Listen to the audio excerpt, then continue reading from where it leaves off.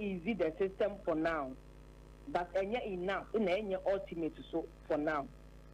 I see. Okay. All right. But money GS for doing Komono, what is the way forward? A young bit me I provided enough, said the Okano. You mean as we speak now, dear, any GS is funding Komoye. I didn't ya. But many are not making from the past, no.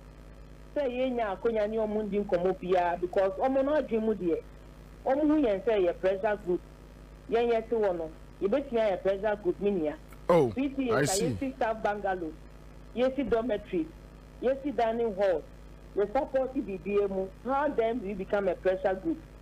I see that's bad yes yenya man yourself ye no kwa na ye ka ye tie bia na ye ka nti as we speak now there ye ni omo enya engagement bia but you did say, almost some yawopo, it is as soon as you see, Omati, into almost near you, and meaning the idea of what Yambano. Okay, Mate, made us say, Yamea Duma, Yabesia Casabio, Irene, yeah, that's maybe. All right, okay, so that's it live on Accra 100.5 Citizen Show. Okay, so Dr. Peter Ansah, Executive Director, Institute of Education Studies, and what line so Doc Akwaba. Yeah, Minia. Fiscal paso. I think I'm at the Ami, ye kasa ye na che. Since here they were near you. Mom, near you, and I'm more yet. I'm so I keep it. Doc, you no cramp, dear. Your friend say more can say posterity crown fan cho bia exactly we are in a mete say Dubois Center also omo private investor okay yes ya ban ko tutu ma ka investor na se wo nya adwuma ye pe ensa mra ban ho enya se e beda asore na bia NDC private man bi so akwa akwaji what is abade a ene na enye yie okromu a what is aba say you saw mo ko ye friend say trade fair trade fair no ye nyina ye mpa ye ne say ensa back to aban ho wo mo anamre wafo a wo amobrofo a no wo shop so wo bugu ye no omo redevelopment new year omo mo bi no bia nya bi na asumbia aba na anigi aba no na nyese eba NDC so eba be fa de akwa mo nkrofo obi anti ase ye ne de wo ye ne sa de a ene be ma enye ye okrum ha just do it well and we are okay exactly that's all no man nyina ye dia obi enya bibi kakra na obi enya bi obi o ha enya bibi kese bia na o hwehwe be more to just put life together. And I know many obi din come on am catch and say Ghana for our more team nyina obi anka se be si fi o cantonments manu there obi anka se laboni e dan wo pebi o person ono no okọ edwaso no ton ne ma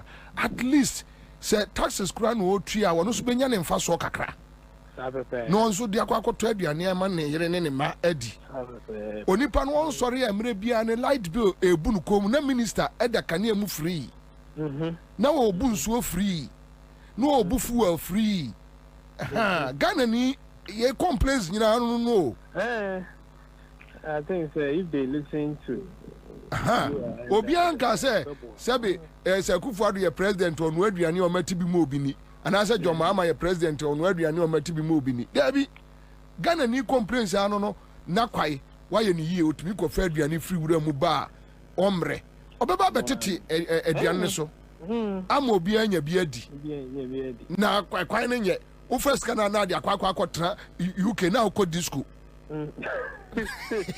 enkolanya wo mo nto bo mo anyway doc so you didn't come about this food shortage and all that you ni PTA for ekase ni PTA for no say na afi na eja omo se first pani yes sideline wo mo afi no mutimi kasa and na yete say Charles for kase aduane kakra ewo ho any de keka ho but from Momo side what is happening with this food shortage issues and mobile proposal nkola ne sam refie ana omo enwo ho I think you know I think Charles released letters be late last month now almost a prompted GS Ministry of Education and by extension union say there are certain challenges any outstanding issues there also final deal with me medical can say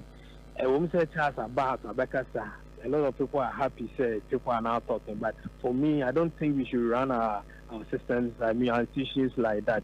Charles, any individual, Charles, any association. So I was wondering how Charles was thinking, say, by an association coming to bring out the challenges policy in face, you know, they be victimized you be. It was going to be highly difficult for them to, or were they think it's a president and come be victimized and as a secretary and as a PR.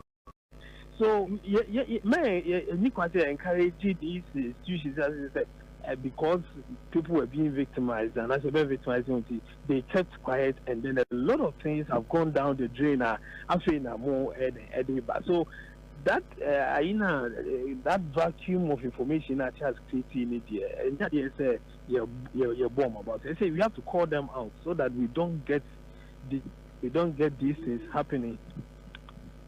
You don't get these things happening. Okay, so also too. When they called for the postponement of the reopening, we were thinking, say, GS any ministry liberty. Unfortunately, they didn't listen to them, and then Kwalana could do school more, and we all know what is happening. We are informed, say, some amount of money were released on the Friday. The day now. GS letter about say they won't change the reopening. That I think it was a Thursday evening or Friday. Some amount were released to the schools, which according to some of the heads, you know, is woefully inadequate to cater for them. So for us in India, we're thinking, and Bobie, you see, when the government took over, no, they identify crisis in the energy sector, and quickly, you know, they put together a team to address it. We were thinking that they would take the education issue also as a critical issue because in Kuala we already now they have lost a lot of time because of the this double track now Omoyeno. And interestingly, this Kuala Abbas is here now, they will be vacating very soon, and then we'll have to come back somewhere in May or so. In case Omunko fiances here, not just more time now Omoyede Omunko so I lose it. So I was thinking, say. The government, I mean the new government, would quickly put together an ad hoc committee. Now, addressing this food challenge, you know, war secondary schools. You know, President crying or can say they are going to put together a committee to look at education as a whole. And I know that it's not going to take 1 or 2 weeks to do this because that is a more comprehensive review or more personal or more year in the education sector.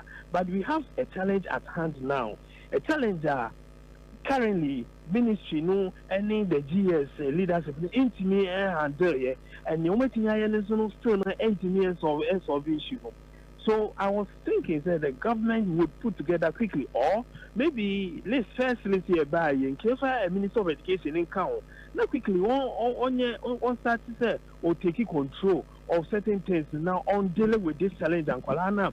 First year for third year for now, a work school no, or mobile the go through. We shouldn't wait and leave these things in the hands of the current system, no, because the current system that have not been able to help deal with the situation. We need fresh hands and fresh ideas in dealing with this. And I was thinking it would be treated as an emergency, like we are dealing with the energy issue. Unfortunately, I think that we are still living it in the hands of the current, the old people now war ministry name GS and some mobile to solve issue.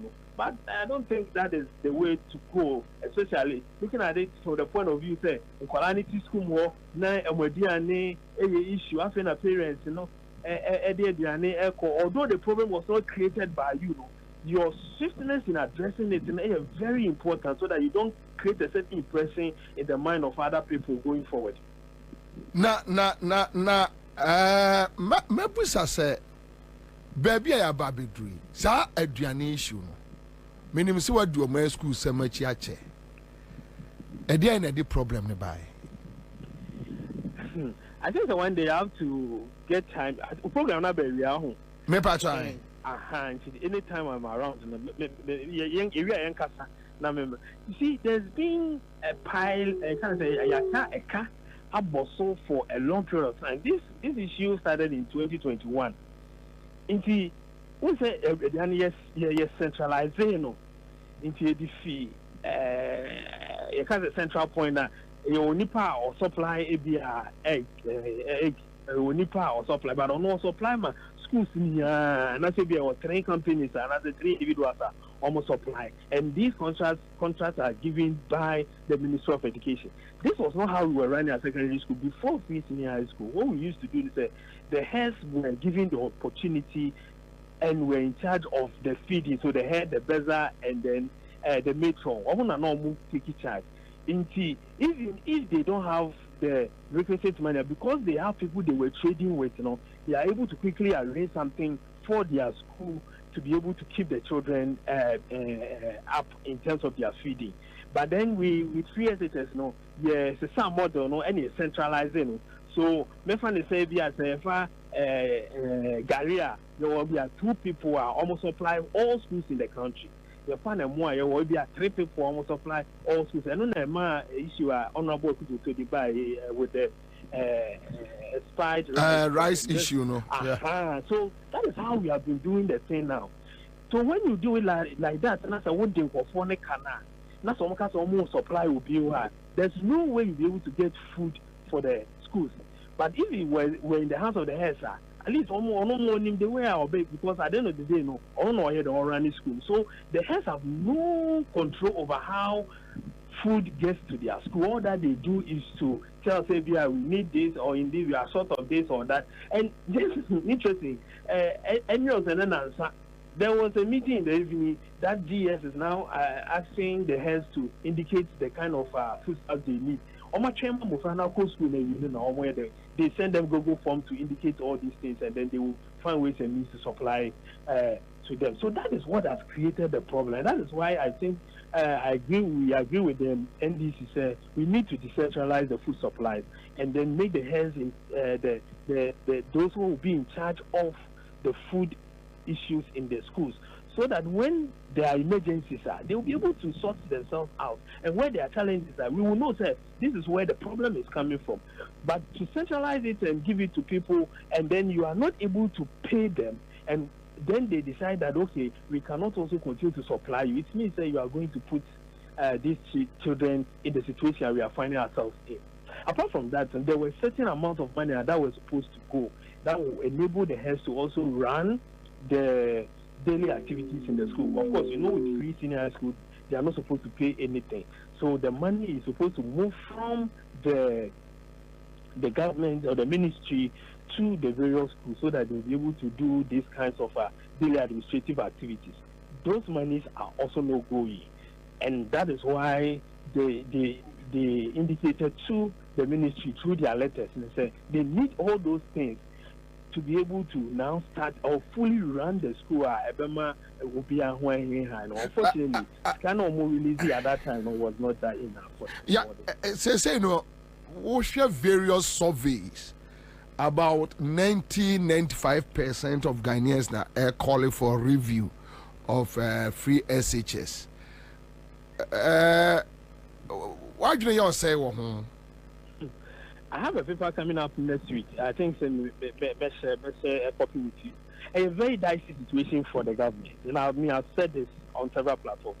A very dicey situation. You see, the same people that will call for a review, and I didn't listen to the PTA person, but I've listened to them on other platforms, that they are asking that they will pay, or they will feed their kids. Will be the same people one day to say so a tight road, and a former GS boss, Mr. Tega put it to a minefield and NDC, and they should be very careful how they handle the review process. There are certain ideas we are sharing. I'm thinking that this should be so comprehensive and so consultative. Every single voice that needs to be heard is heard. So that at the end of the day, whatever product that will come out, whatever decision that will come out from that consultative thing will be a collective, something that is owned by every single person that have a stake in our educational system. Else, already politically at the actual say, when you take over, you will cancel the free senior high school. What is the state of the free senior high school now? There are a lot of challenges, but the state is that people don't pay anything. Now, how do you solve this problem without asking people to pay, or without introducing something that will make people think in their mind that what your opponent said is coming true?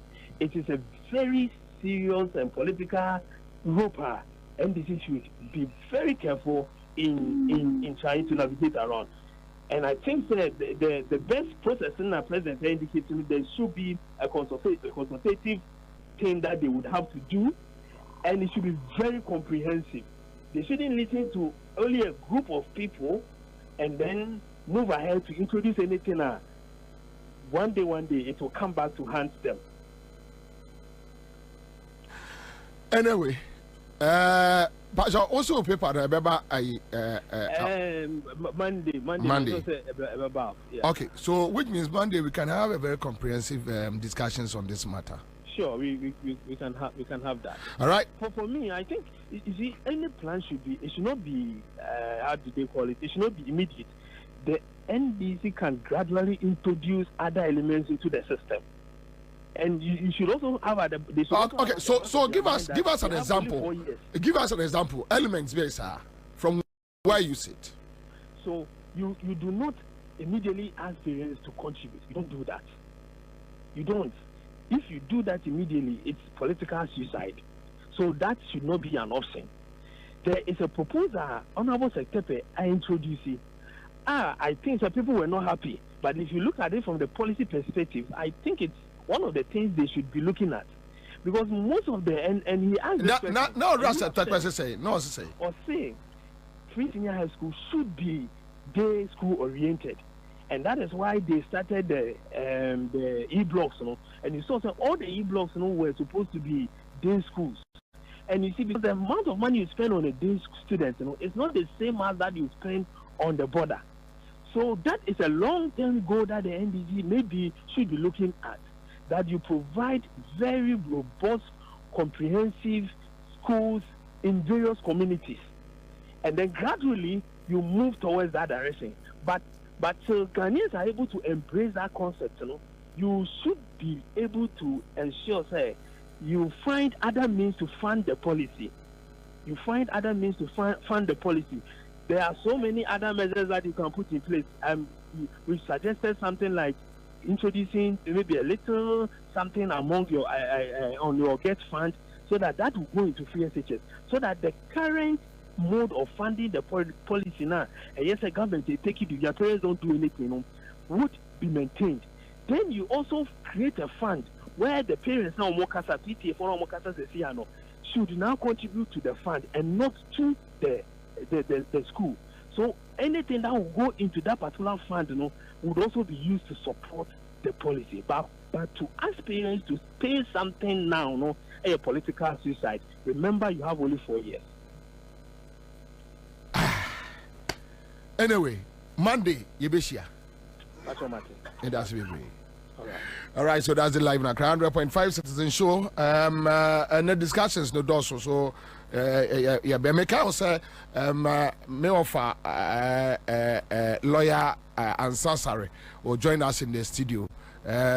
Make out say yenya Chasaku also join here communication officer, regional communication officer. Wapam Abronye every Yebono. I join here. Honto and Listo will join us later in the studio. All right, so thank you. Minia Akwaba. Okay, so Oba now take conversation. 3.8 billion. It is a share revenue mobilization from January to December 2024. ECG adwuma omoye no mu wiemu be 10 billion. The where your account the ko mu no. Sika ko a ECG fo awia ye. eye be say 10 billion Ghana cedis. And it says no mujiji ye nyina over 15.8 billion no per account no PWD nhwehwemu no. Sika ECG ye nyina no enanka empo emu 10 billion Ghana cedis kura no mudi tua independent power producers no ne hwan no ne voter review authority no grid konumu a enka ekakese be se ka be se $3 billion nka na ho. Enti se omu France say say de national service for de na aba very soon energy sector no mu be hu kro no mu be na po energy minister wani Mahamadou Bik no ene de onu so obe replace Mahamadou Bik any then vice president Alhaji Lu Mahama Haptel mu be hu hona mu be hu ahintasam ne kro no a wo mabo just a year the core account mu kwa the PWD je 1 year 2024 peno ECG hono mo no mpanifo no ne aban mu mpanifo no FS ka be say close to 10 billion Ghana cedis. The ECG adwumayefo awura afie etutu mitagu yagigi hu sika no ehun kontabuo maaye. The anko account mu hu sika ehun enkontabuo maaye. The anko account mu a PWD fo eye auditing omo ehunu no enu hu kontabuo maaye. Nemom the akwa account mu no 15.8 billion Ghana cedis no ECG declare mu 10 billion Ghana cedis no wa mo san so kura kwa kotua sika omu tua bibi be say 6 billion e be say 3.something billion ko mo antua enti say wo calculate so ho enti no enye se wo beto kane abuo mu 50% yeti Ghana hanom no maka kire Ghana fo nyina na Ghana fo nyina di adanse say from base June ebepim December 2024 yeto kane abuo mu me light bay from 250 Ghana cedis say man to be wa mitimi tua 750-800 enti say wo ka bomu a na just yeto kane abuo mu ma me be say 500% 500% ai yeto kane abuo mu ma so it's not about say IMF will be propose say yentu kane abuo mu 53 and I say 58%.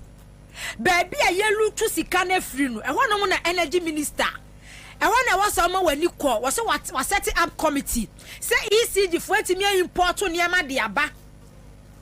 Boss mpacho and then me come costume ho asem ti no wa be de. I just say me dey fan from am na me dey ama me costume. Say dey TV no so aya fa ne dey me hia costume pa. Okay, mate. Kwa mi bunsu agu mu amane nya wom na fa besi mi nchen. Na me flazi awie ya, mamunya wom. So ECG for important niema e dia ba besi port. Ya yesi ka mo de be clear niema na ka wo honom. Be se procurement breaches. Be se $500 million. Enti wuti anu abogina pa niema ni gu honom mo important niema ni gu honom wa. No ma twane sele wa and never best $500 million no o metimi aton mo bi best 100,000 Ghana cedis honorable gina pa say we kwa ECG warehouses kwa ECG warehouse o ma import niema utility bills na wa mo je no o ma import niema de agu warehouse o mo mfanya hwe esai bebre so o ma wi aton wadi enti mun kan kira IMF for mo hunu say enye revenue mobilization any Ghana anyhow no because in Kania ne de 2024 oma to be mu best 500% e wo Ghana ha me omu di bia di me enti no enye de Ghana ni e hwe kwan ene se be ka se ya ton Kania bo mu 50% and 100% and 200% na baby a rot no efri no a ewo no baby a rot no hye no e ho no mu but aho ena make no mo running mate ya bona podin se na posika wanya from education sector education ministry and what ba energy na energy what de wabubu ho no mu wabubu ho energy ministry na po wabubu ho oni doctor Dr. Baumia Haptel omo bubu ho sika wo manya e wo energy sector ho no enye sika ketua at the expense of ordinary Ghanaian wahu Ghana ni mo bro what say me amemeti ha say me pay yesay na me tualet bay 200 ya what me atuma akọ 750 ni 800 and then no pay me sorry ya me check here and then date year 17th February 17th no bill omo de ama me say me consumption and I'm somewhere 457 Ghana cedis enti buso me nko awie no na che say 800 na che say me twa say me ti we na ama say me ti we me kasa ne atua me ka na wan ka kira wo say me ye adwuma gala me twa ne atua me gold aluminium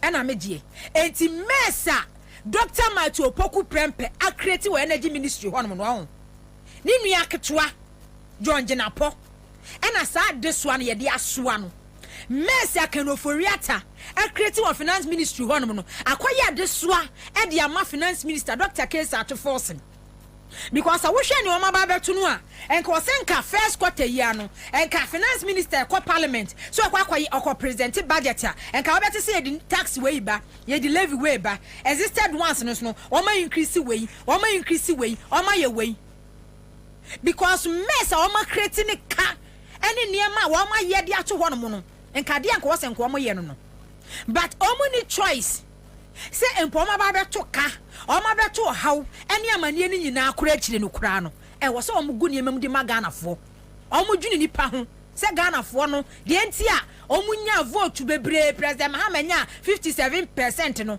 eye because of the ganafo hwe kwanse e benya de afiri wo mo ho say new sans taxes no wo munyi bebre mfirim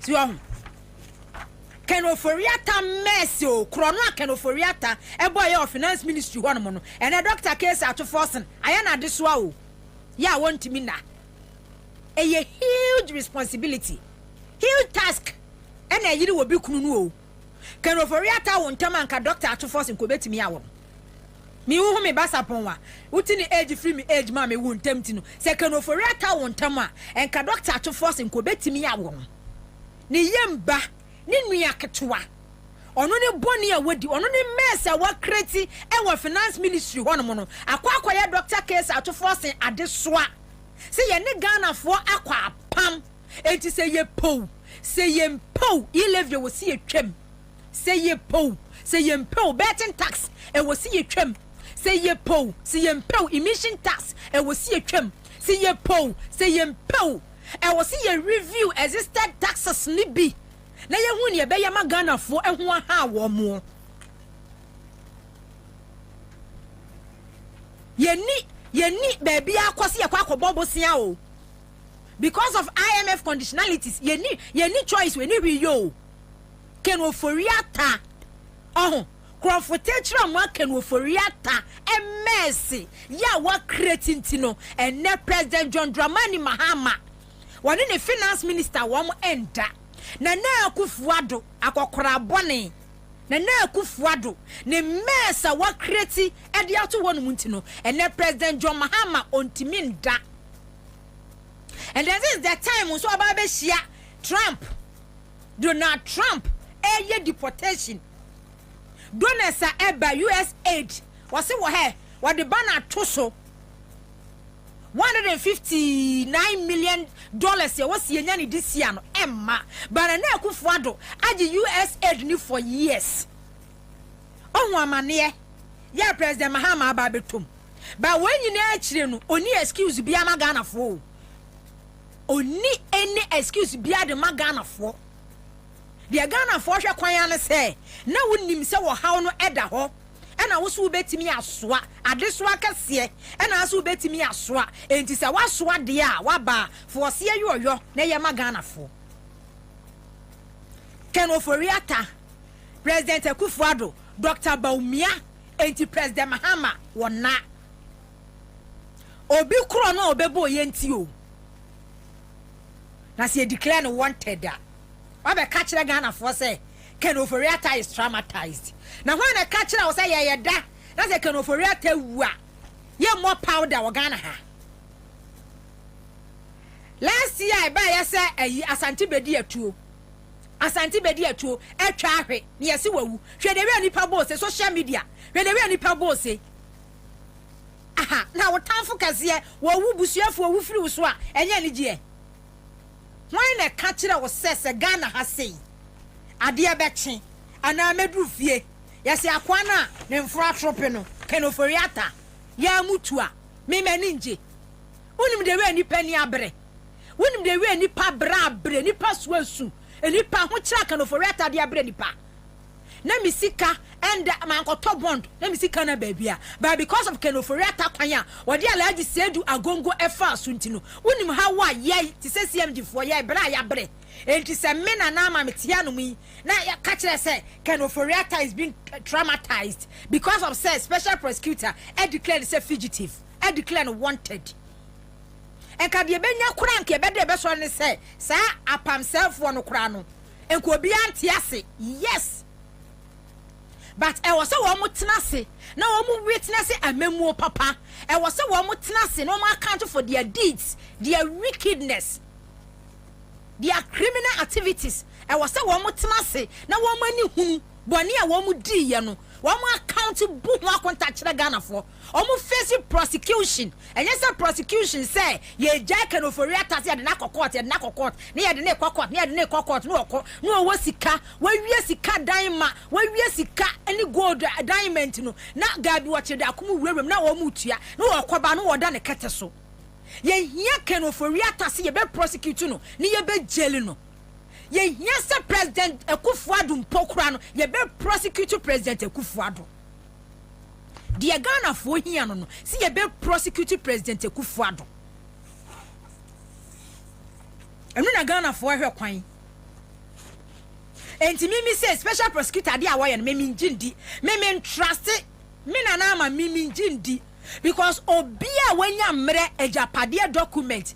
When ya mre everyday japadia document bien one moi special prosecutor dia why no obe trust obe jedi me until say bia me momu dia me kase kisi ajabia adwuma oye no say me kase me jidi pa dia na me boa because anytime bia menya bre bia na me kwa japadia document mu bia no me hunu say de omu ye bia no omu planning e plot oye o ma hyehe eti luka eti ya friend say obeba beka be declare the fugitive be declare the wanted. But we kwa wi akire no na ye de ne kokot na ye de ne ba na enso ankwankwan kosi aga so abusu afọ ele de commander aba o commander aba na ade mo se lines ni bi crowd bi ba fo utu batache ai utu bata omni tu bata na said yesi ade de want to bata mpeke yeah to bata da ayi me ofaba me ofa no mario 2 na obia ema menko na baako onana o maame papa eye kramoni on say ye hono mampo sata ne afre no laiman no e kramoni na enkola no mienu nya ntokwa na pani no odi si ketwa no a ne na na ekremoni no di si ni tim kola no to ye wo fa do agi bum na me na say he ya ko kwai osome kom na kremoni no haba kojie duro kojie okobino ho okojie ho di duro or the car back was or the car back.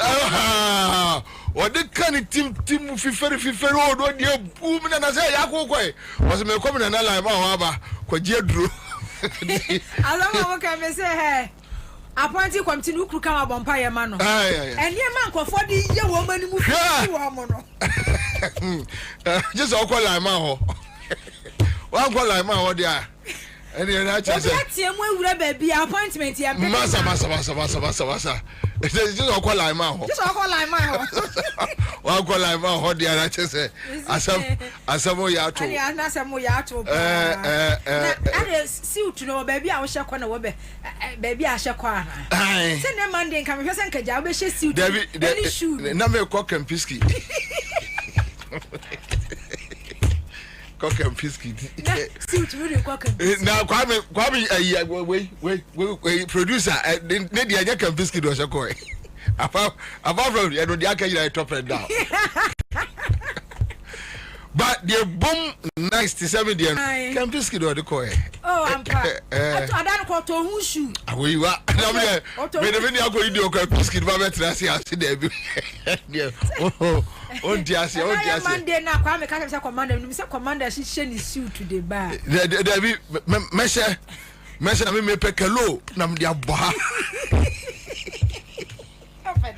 Hello. Nadia.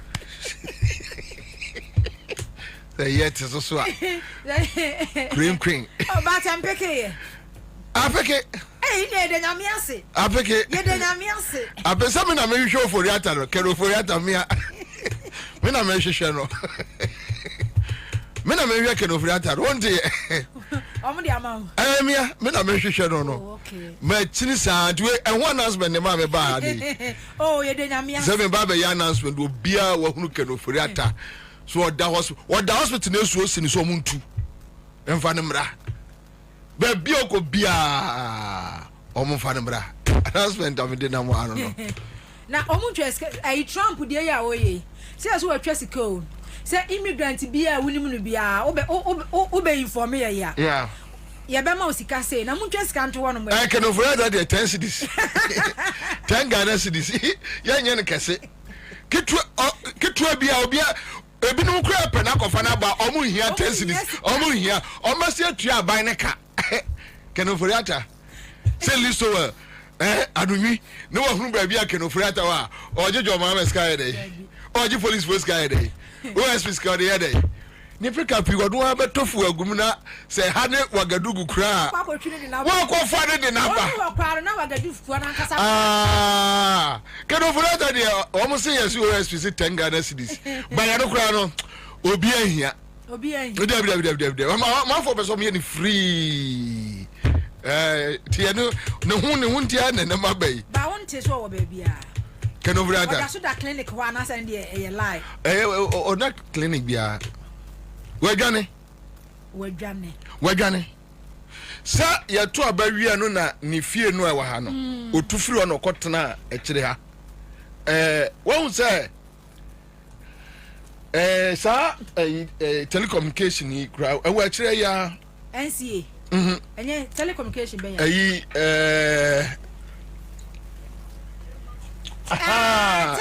chamber of telecommunication. Oh, okay. It was a few white kakrakabi. Okay. On media. Hey. Can you write that? Otuye no kote na meno. Se jakwanum kire efrem se wo mo kwa nka metre no baby a. Wo. Onka dan nka Ghana fonsa kan no. Na enti cha se den ko mo ko ni residence no wo hye krom ha. Oh. Wo hye ha wo koi. Anybody no more tip off, no more wrong tip off. Na if you no share, actually, always feel white kakra. Yeah, I was say yeah. Chambers of the end. What? Now, I'm finding chamber of telecommunication. Well, finding in a mano alcohol. Into what dream by you say? Or that no, don't do many more in Ankania. Now, Oshim Kumu. I want to know it. Busa. Okwa antimuni wa obi ani baabi akenofori atate obi ani baabi a odwane kotena ye enti okreti ade ante se ni fie no a otu ya no wo antimuni kwan na se jemensa so atu after jemensa na se jemensa watu oni ha bi jemensa atu ya junction so watu omo no eyaza omo no eyaza watu jemensa atu Wante abio. Until a bonny happy. Wante abio. Message mensa nti obio. Omo ka se yenim. Na me no, se me nye police. Na me nye soldier. Na anya national security. Na me near post. Na makɔhwe obi fie. Ba yenim ba bi omote. Ha. Ba na se Kwabena se kenofori atadwane de oda so wo Ghana. Well, oh say omo ka kire obi a say okɔ hospital. But odi nana mamenchia na menchia Ghana for ne yetie for ne ahwefo. Say mafe mesuma fi omo pa na on say sometimes say u wie adwuma u kotras na bu nkompo kakra. Ehwechi. Na enema ni bi wo ho a o kekesi ani na ohu Nanama say nyini mu an away you. Oh yeah. Akwabi or say into akosodwa no anya hwe a anunyi so. You know so bono. But I say quite fresh. So oh Nana. I fresh. We no be can in chambers. We are now hwe. You know so na be. Enti we go back, sit down na yenye analysis kakra. Obi sending me message also you say enkrofo ko operation am sibo me nim baby a obi ka akra afa do akwa hwe obi. You see, it's not my business. And fa me ho your mama pa can offer on prosecuting or pa onjai. But you see, the ordinary Ghanaian is not stupid. Asama akachira wo mo no. Right? Say when to me anya. Iso and obika over to Jolate. You can decide say me be 4 years me the end this best position. Fair. Yeah, wasem. What you say? Aha, the other I say ye Ghana for ye boa your mama ne NDC no. Yeah. Obi anim say yeah. For 8 solid years. Right? For 8 solid years. Yaye die betimi bia and this ni bia no betimi abegyina ka kire bia say wa mo aye nti shut up dia say nipa ye bia no yaye dia ya hwehwe say dia ka no ye ne say dia wo ka kire Ghana for because based on your social contract na ya woni ye sign ye apam ya woni ye pam ye no ye na ma ye sa encouragement ne say no this way we don't like it now. Say wo ba na be reset ye o dey say e di na say ye call them na ye reflections kakra going forward no say my 120 days first 120 120 days tinka kameme mamo 121 days after 121 days no yeah, I know they after 120 days, so one no, and your best start. And America no, Sanka coming in 120 days in every. We no call 120 days no, and in every. Oh, I say ye shall say dim komo. And anama me many messages a month for any ajon because even in the face of the first first 30 days or 30 something days 40 days after Mahama after 7th you knew 40 days no. Okay so you say 40 days one 40 days and then 17 yeah, right so, okay so 40 days well and even in the first 40 days no amount for Jiri say you are doing well so we'll keep the government on its toes. Yeah. Sometimes you must point it out to them. Now, ekowiasia yanka nchiro say eko bone no wanka. You must point it out because look, Accra FM citizen show platform ain't me yes a massa. It can be possible. When you are wrong, you are wrong. Debbie, do it well. Just do it well. I mean, we had the year yenye. What you say? Why year? We need to tell you that. Kwabena me ntwa wan onim se me kamaka wa ha. Se o sorry a omo a MPP for no. Ne a wo pesa wo tie no. Enti nyuju abwa kwakotie good evening Ghana. Ade acha kwakotie kwa msifa kan. O kwakotie wo man hene. Na wasoma yo dedede. Enti wo fi so. Still no mo ba no abeko. No mo ba no aba abeko. Aya me hu so omo no dia besia ni nam se eh. Enti se Kwabena ye tena ha na sade ne nye ne ye be defend a ye mo ye pese muko opposition wo mu di bawo mi agisi anwai bawo mi mami bi pa bawo mi pa bawo ade ni pa yi so nye si amoko fa bra no kro hu tim enu o ye di say no o ye di say no o ye di say no o ye di say ti mo ahunu se si ade won timi ntwi. And you see Nana Madabia make the difference between the NDC ordinary supporter and MPP ordinary NDC for we least mistake omo no be yen basa whether you are their flag bearer, you are their president, you are their national chairman or your youth organizer, NDC supporters almost son kwasi asem so. Oh yes. Sir, look, 2016. Yemubi me mako NDC elections 2008. I was there with Professor Mills. 2012, I was there with JM. 2016, I was there with JM. 2020, I was there with JM. 2024, Namsai Shimbi. Shimpa. Mishim. I understand the NDC psyche and how they operate and how they do their things. NDC supporter on your zombie. We NDC supporters 10 Janawa. Emum Yanubina Obekase Omaya Falam Kakra. And Yakra Yanko. But the 8, no, they won't agree. Say, yeah, that's what we analysis who said no. I dear me lead the year and yet they will tell you. MPP, you change now. Ah, Emuba Copa and Yansani.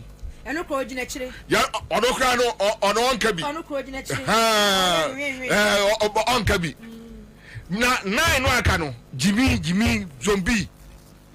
Yankwa, Tiaso, Yankwa, sa. Look, the 38%, yo munyano. And Yakwa. I drew 41. 38. Oh, work here. Still 38. Because look, even to the extent that you have a whole knowledgeable person, maybe in quote, like Bombay, Kwakubako, et Michel Ghana for him with the current incident, I catch the Ghana for say, Baumia we knew with 50.1%. How? Because you're Chianica. How? You're Chianica. She may be a Kwakubako. Aye politics are free from the 70s, from the 80s, from the 90s, 2000.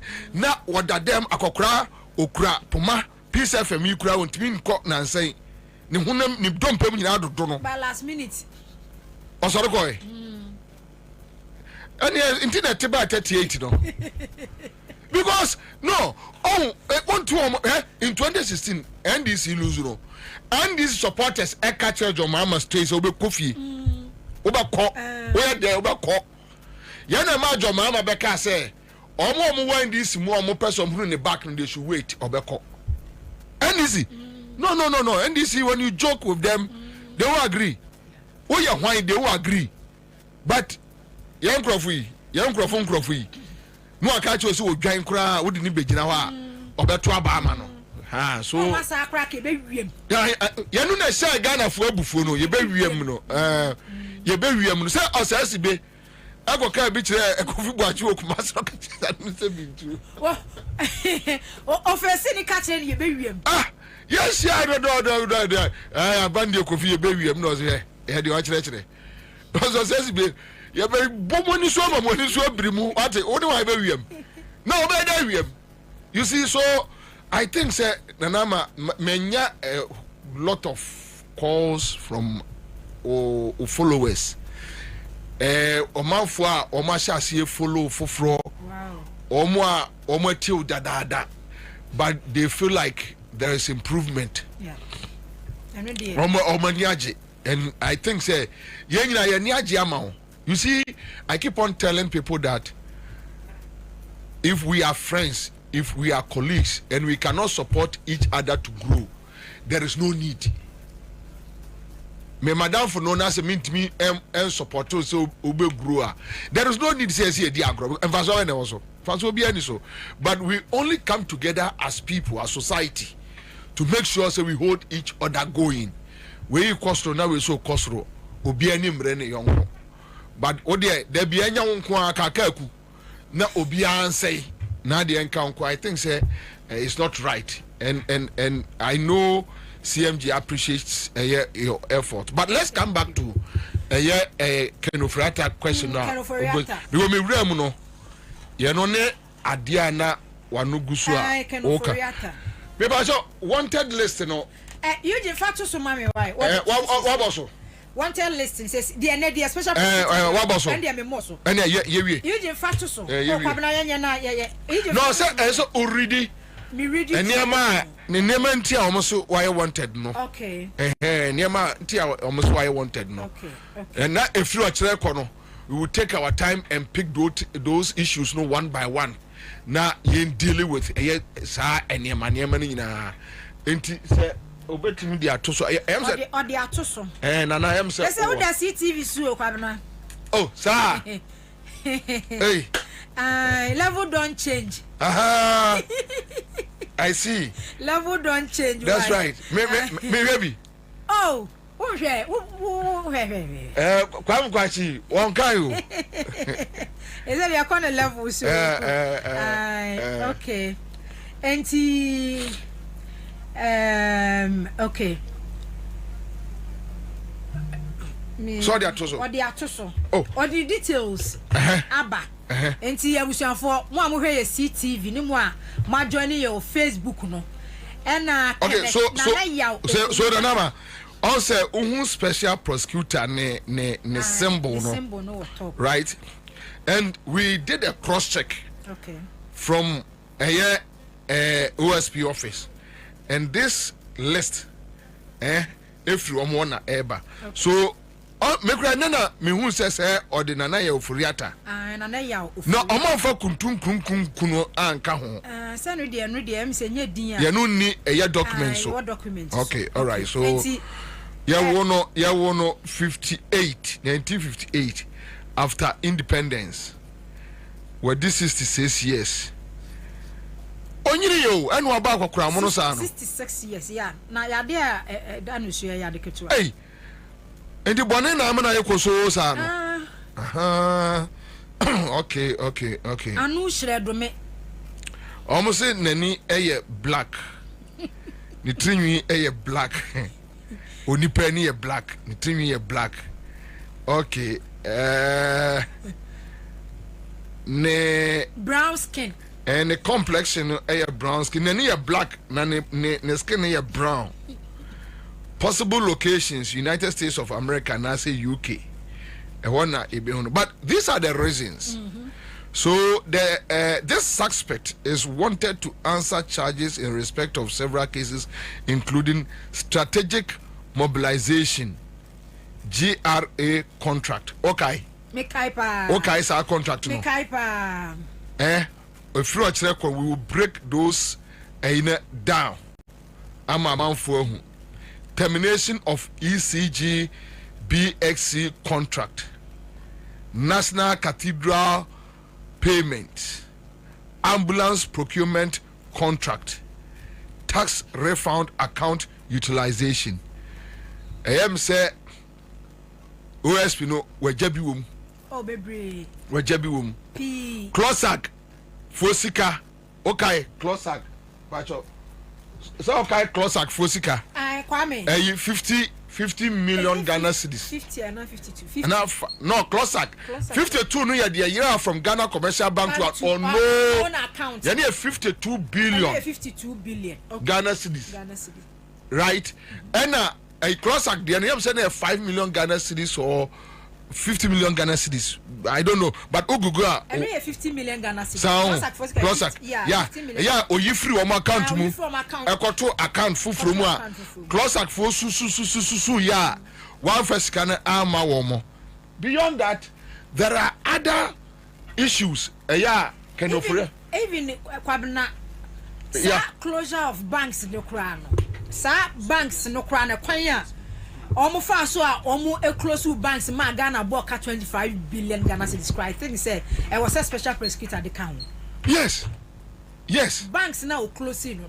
Yes. I was a special prosecutor at the count. Yes.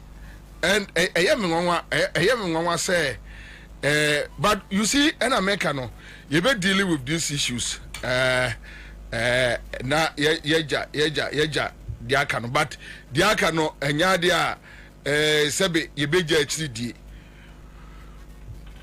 nanama me bano me tese oka about kenoforiata and OSP me follow theory no kakra. Okay. Right? Me follow theory no. Okay. Because yɛne nipa na ɛdili 1 2 yɛnua kisia jaben wofiri wɔn stock wofiri wɔn mu so election 2012 petition no legal team the man president Kufuor then you know now ka ho oh even Krasa no or a Gabi Chambers. Okay. Oh, you need I mean, a known fact. On the crowd, on deny that. But minimum say, yeah, but around 2023, 2024, there were serious issues between a Jaben and a Kufuor family. Meka Kufuor family, they are political thieves. And family thieves, mind you, and no more bush are phoning in and a Kufuor no ya adwene. The way ebu Ghana. Meaning some of the family members are Omoni Kufuor no ya kabe pemene. Okay. Oh yes. Okay. And you can mention Uncle Fifi. Okay. Uncle Fifi Ofuriata. And Lady Marie. You can mention them. So clearly you can see say ebinya omunyina na no omu ya adwene. Inti yen define but yaka na busia Kufuor busia fo onene namfofo akromfo. You know Kufuor is a thief, a criminal. Yeah, he's a criminal. Yeah. And then me who video bi yeah osu bempa odifo jokingly ebusa say by enombe investigate Kufuor.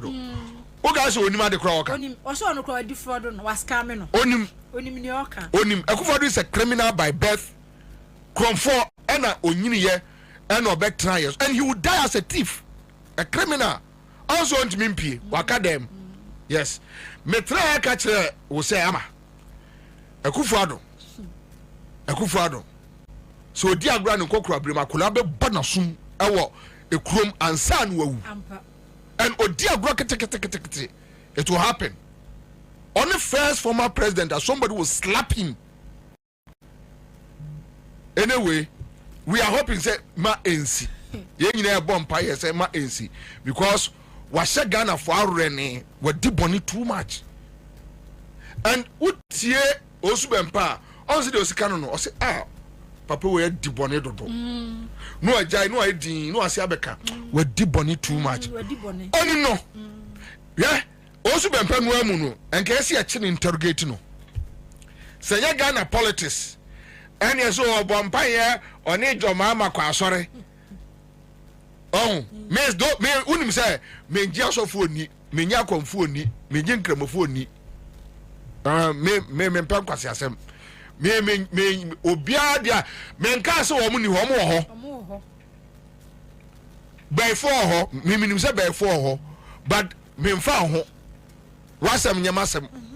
Aha, wasa me adekra me gidi no. Ewo mi mu ewo mi tirim. Unu nyankopon. Wo sia me a na ba hu adekra me gidi. Aha, but until then obia nam ne baby me tan ne manema no endiase odifo we ahyem kuma ma NDC wa ahyem kuma ma MPP me san ne manema no it has nothing to because they are all frosters.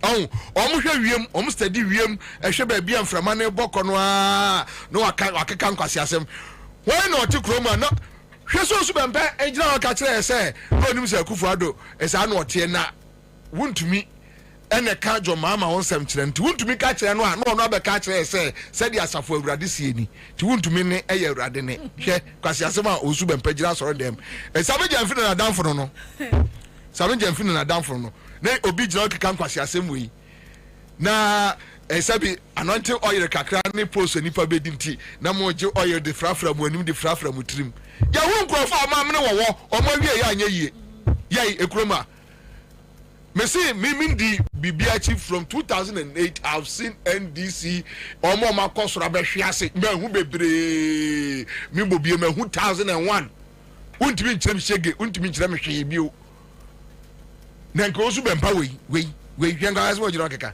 to want to be catcher no be catcher say the awurade sie ni and they have people around a year and crofo a year more information no aka chen say ne aba no fa ne bra sore no ahwe sa no abobodin no akere wo dem curtains now je ni avaje so we sa kalala we chale yanko yasem so but you see Nana ajabi from stock yeah right o from stock eneba enti dia wo ka no menji wachini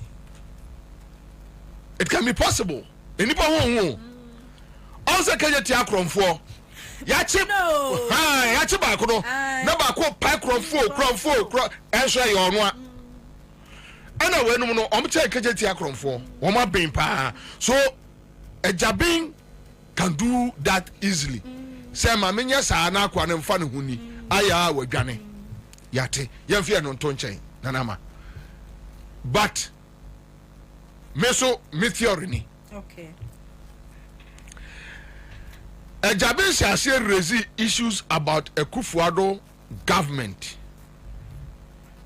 about corruption, thievery. Timer no more and was says I. The question is Satan no sooner was that. I'm not too sure. Say be a Satan so no was that. Say on kickers and fat a year MPP. Government won. Mind you, Kwame, document now OSP releases 6 months to elections now. Oh, check my me. Nana, me know yes, I didn't. On guy side document, you know. I bet say a prosecutor in MPP government about Galamsey. About Galamsey. On guy. Mekai. Bebo Bodi, Charles Bisu, no, and then yes, but the question is sometimes no, I said that.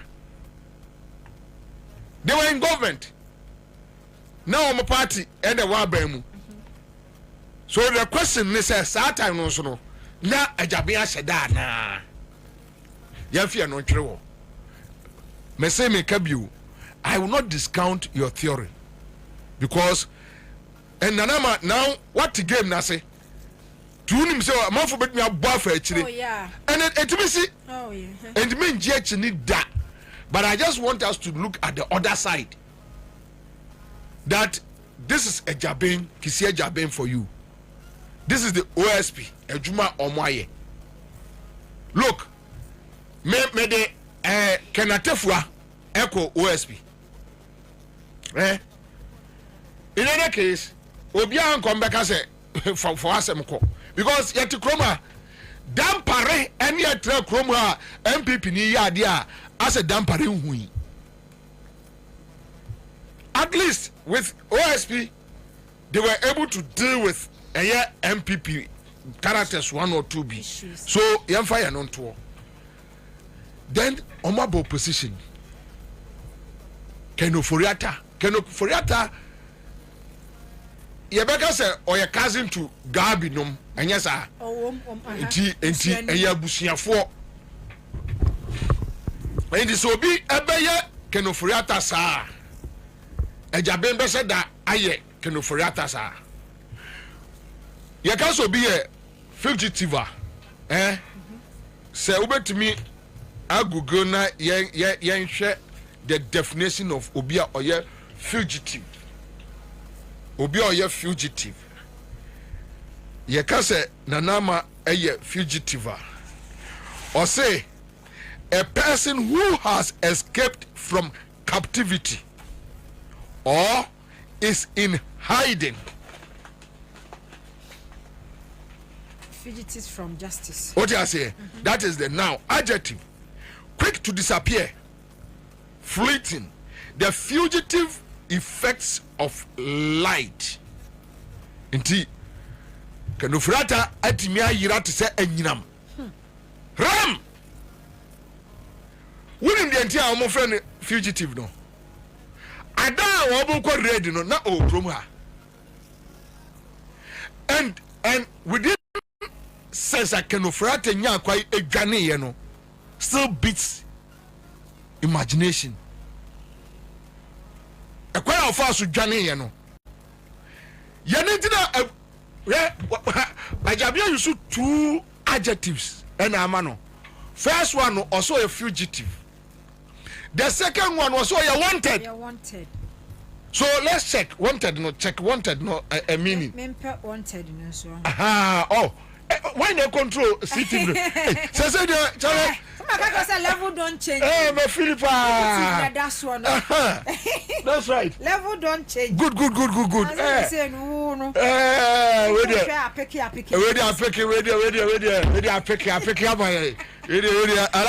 Alaji go ready. I pick it. So I say I interviews to who provide here. Okay. Desire to put something. But you wanted. Wanted no. Any more? Wanted meaning. Wanted. Also fugitive no. One. And fugitive no. Obia Tio. So I said you can or say. A person who has escaped from captivity. Yeah. Or is in hiding. A person who has escaped from captivity. What Johnny? Did you I can't come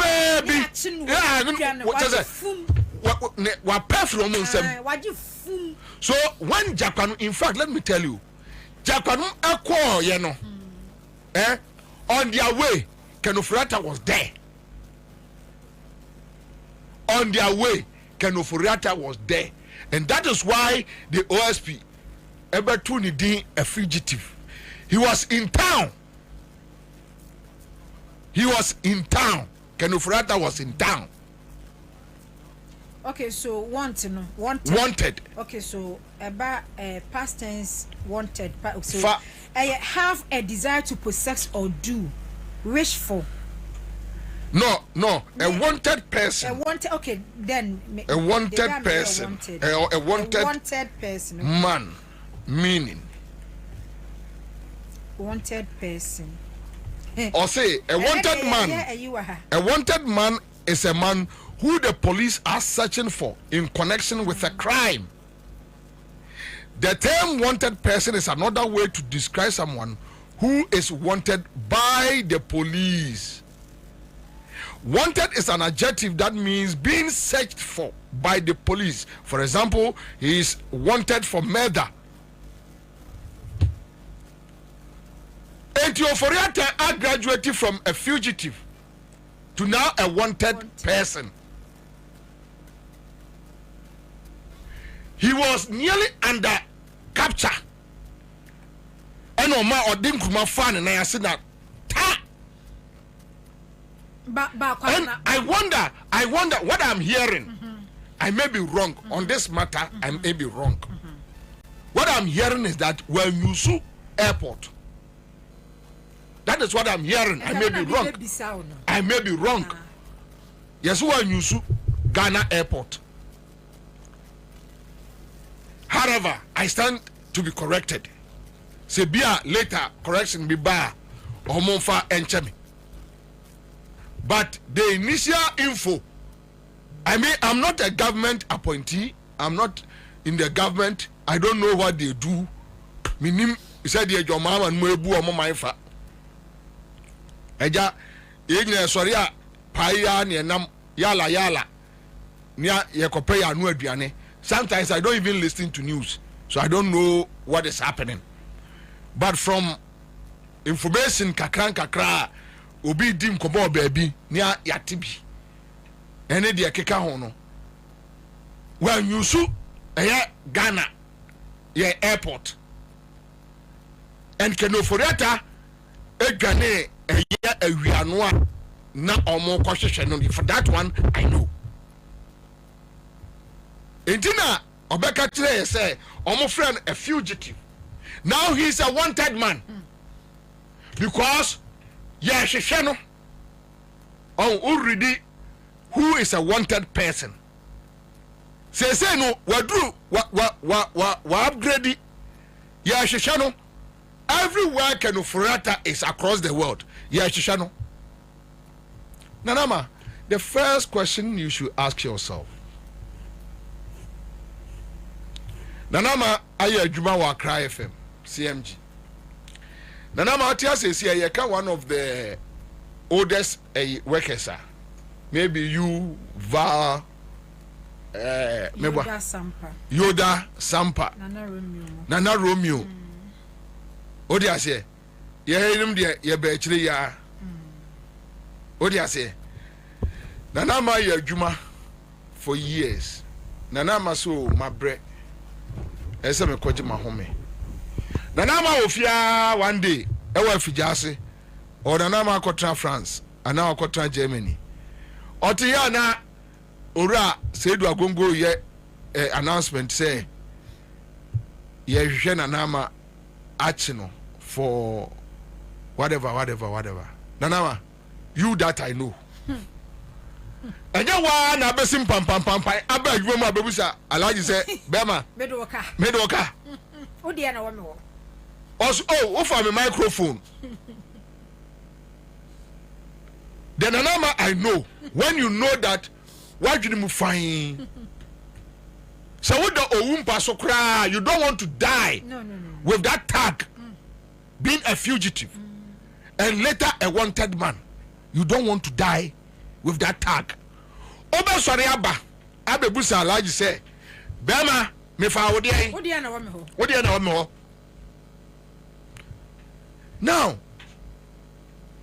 yesi obi aba obi fie and Messi another example 2017 July and ombeche me okay omo bae no na ya wia because na omo akwashimi radio station nti me anu mani ta kokko so a me dadem me da ona obi frame me say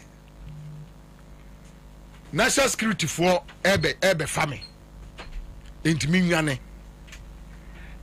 I was contemplating say so me nwane ana ma me nwane so now you see you ana we minister na me say atare a na bibia yem say me nwane say why dey my day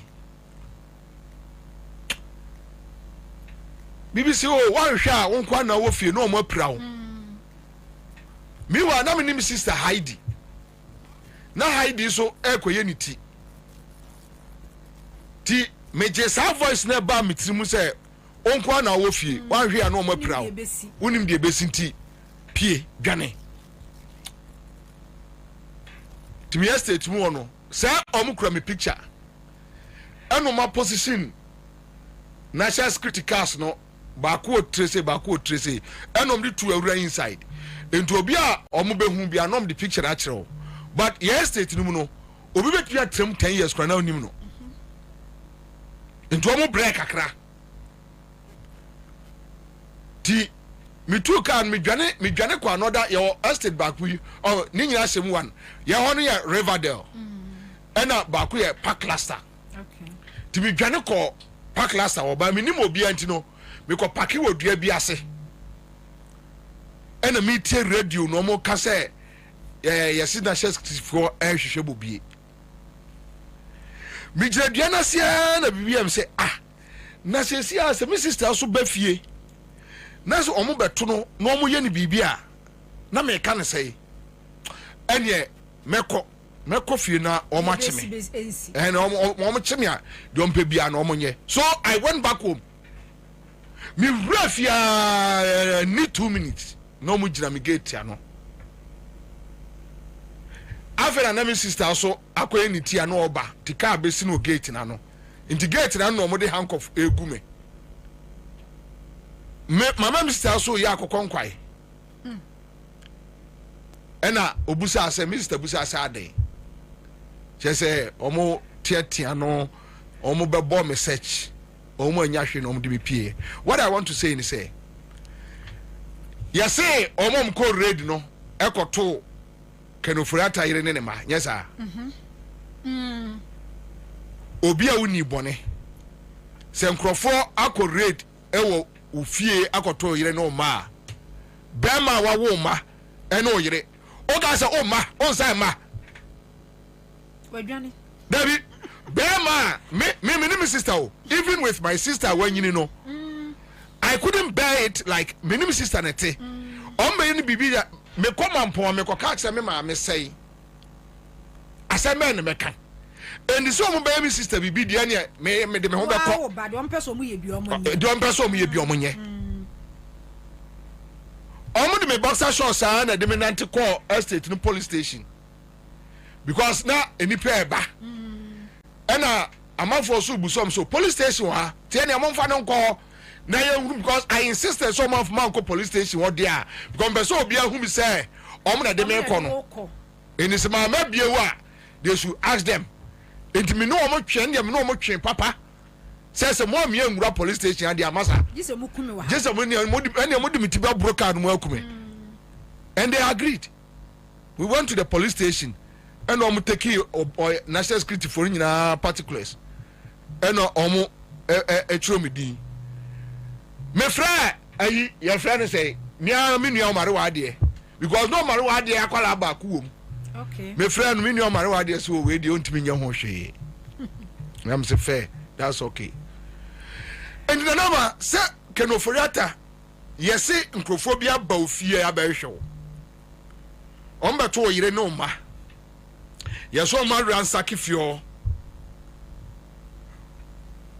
papa panmu te se wa ye adwuma wa Ghana na onim se uni boni bia you come back ubaba ofie aba hwe ofie abetre se o ma Ansah ki be fie we yira my hands are clean mo pa mo me fa me sana bema edini mema sem sana bema edini mema sem on 3 occasions ono ogane on 3 occasions I mean MPP for chimi nyina no none of them ena me dwane ye none because one year born menyese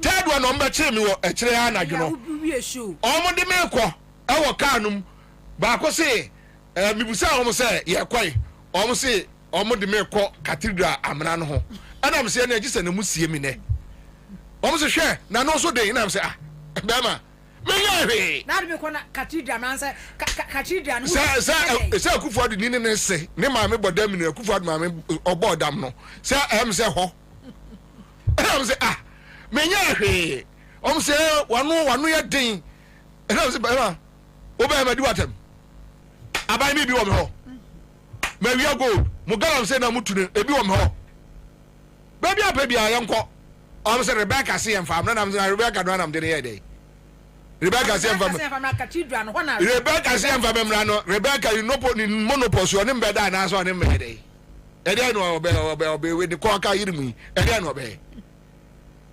ediken se what to say enkrofo aba ofia na unim so ye bem na no some in case of a you know ma as to whether even they were touched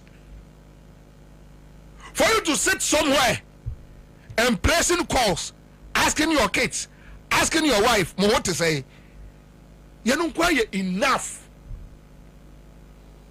because look second of right on your share your mama bind me to be so on your share no the second to the minimum kruma no sit that ene ke ni jo mama be chi ayam papa ye no be chi ayam se obi nya hwe on fare sanka aban sika onni boni bia o se o ta ne keke and these are some of the things Akufo-Addo did that some of us stood up like we all know we will agree ya ma nipa ba ko point me ntre kroma na na ne kaka ku se wo ba na obi adwane ye ntiase. And indeed, Akufo-Addo ohunu fight. Ohunu tough fight power no anani so ni readie mo ohunu say yes. We share nkola bone. Ye ni ye bi papa. So we are not going to allow John Mahama to go the same way. And again, bra. Me kana enka ma baba hwe me yene me ma. Ba Kwabena, sa wo si de no mo ko ready no Ghana ha. O si ni fie ye wo Ghana ha se hono wo. Ba na national security for no nya we se hon so ye ni fie. Well, and I make I say, me no abai no minim. Okay. Right? I don't have anything to do with this government, so I don't know how they run their affairs. All that I know as a civilian, as a journalist, yes, you hear investigations. So no. ni fie wo ha e fie nkra de metimi de obi akọ Kadasa script for no frame me kra enga me wi ase jakpa no me hu no once say ba me Kwabena ya me nwanwa say national security for any that information na hankwa no mo buy well during that period no kenofori atawo Ghana han wait once when we talk about national security it doesn't mean they are all knowing. It doesn't mean they are all knowing. Sometimes I mean, we make their momo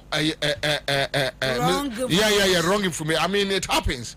But me there, me second of rata fee, sa a chamber of telecommunication, big white abrosino. Nidia. Ghana chamber of. How do I tell you? If you know, you're too free. I could tremble. Yet, ono anabusia for cranim, Garbinum Yanim. Ansah were two meaning baby ote. But Ansah they know say me cross I mean say Ansah after election. Were two. Yeah. Obiani baby ote. Oh yeah, no akodane cousin ba ku fie. O kaso oyo obi anya ohwe. O dread that baby. Obi anya ohwe. Eye wan kwankomo so na ade nam. It is finished. Because the passport no still omfa ma no. Ena abodi jijajija.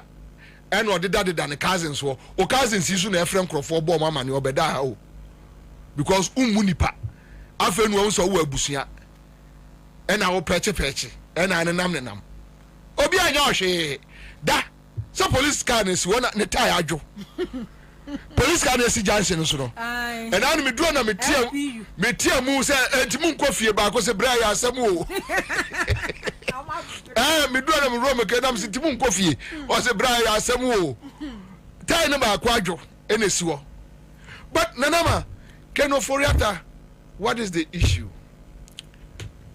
Mame anti Jakpa issue nim free. Okay. Yasi Jakpa no ma ko raid go Keno Foriata fie. MPP for kasa. Sabe ensemo a eni kwaso moka no moka. En nanama enipa me din ho yaw eye mama yarga. Ajemensem. Ene MPP for B, NDC for B, ya ase omuna nyamesompa. Ewo mumu. You are apologizing for what? And then I apologize for. Ekufu the bodyguard. Any national security need to be kwachi obi. Ewa asase samo. At the times, SN kon. They did not apologize. Ya kan ya bia almost the regime na abano sa na omote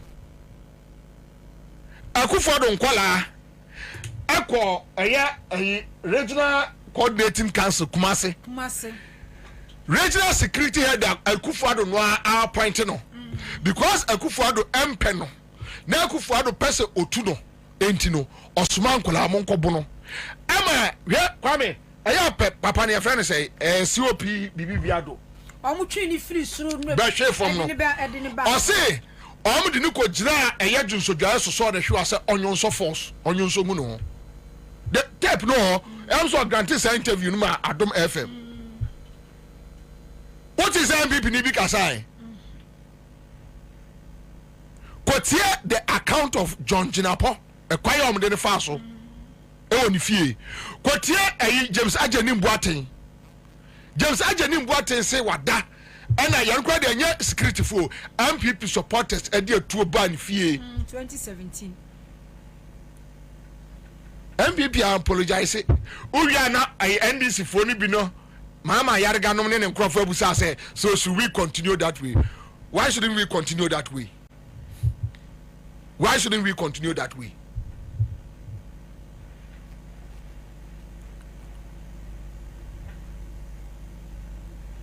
Last week Friday, Nanama, na me MPP pani bi pa wo security network no mu.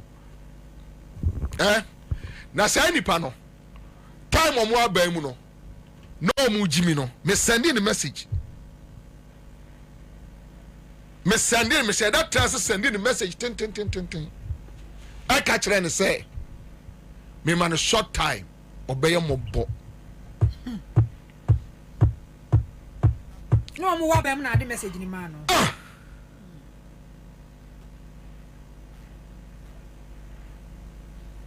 And I'm talking about my own brother, Nitiwu. Nitiwu is my brother. He should forgive me. But Mama Nitiwu and Hunipa may that me, I don't hide. Me sending a message. Now me trogu as ye Bobie ansani. When you send it to respond me da. Just last week, and I'm who could you chumbuafo. Issues we are already about acquiring it within the faso. And I was sad. Unim de jam penny to asem. Need to ya madam from Asempa FM. Okay? Need to know be no any paboninu. I'm telling you. So only need to Ansah. So when need to start say oh use military yes I know. I was sad. Power. Need to know be need to know. Who's not oh your teacher ni. And also a symphony me teacher for no. Omuwa badaye pa. Need to know be or ye basa basa. Need to kind ni be ne guy we ya obahi. MPP ni ya obahi. MPP ni be ya. Dabi SMNI. Oh. Ayi nuano. Oh, SMNI guy, slim guy. Dabi onye slim. MPP ni oya communicator yi. Oh. MPP communicator. Oba citizen show. Oh yeah, oba class, oba CTV. Oba CTV. Oh. And I want to come if you are I've forgotten his name. Anyway, let's move on. So, Nanama, and me catch Nitiwu say, me the video ni send no. And I'm say, Minia, you see, these are some of the things na me can want some extra no.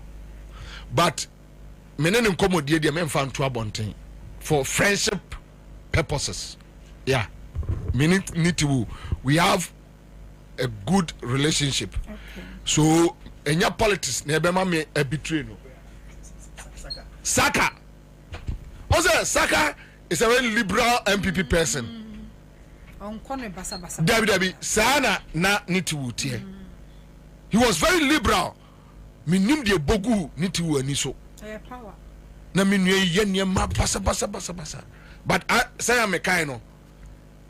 He is my personal friend. Come who say your mama no kwa MPP personal friends. Who say ya fe no bia be to na down for atwene. Aha. However, when your friend is wrong, let him know that you got it wrong. And I need to understand that. Look, a kwaya wo de nkrofo fa so no wa nya de. Wa nya ni ye. Last Friday, I had a chat with him. Okay. And I told him that wa nya de. A kwaya wo de wa unua Ghana for any ukromufo who use military do mo fa so no wa nya de. E bi ni parliament ya.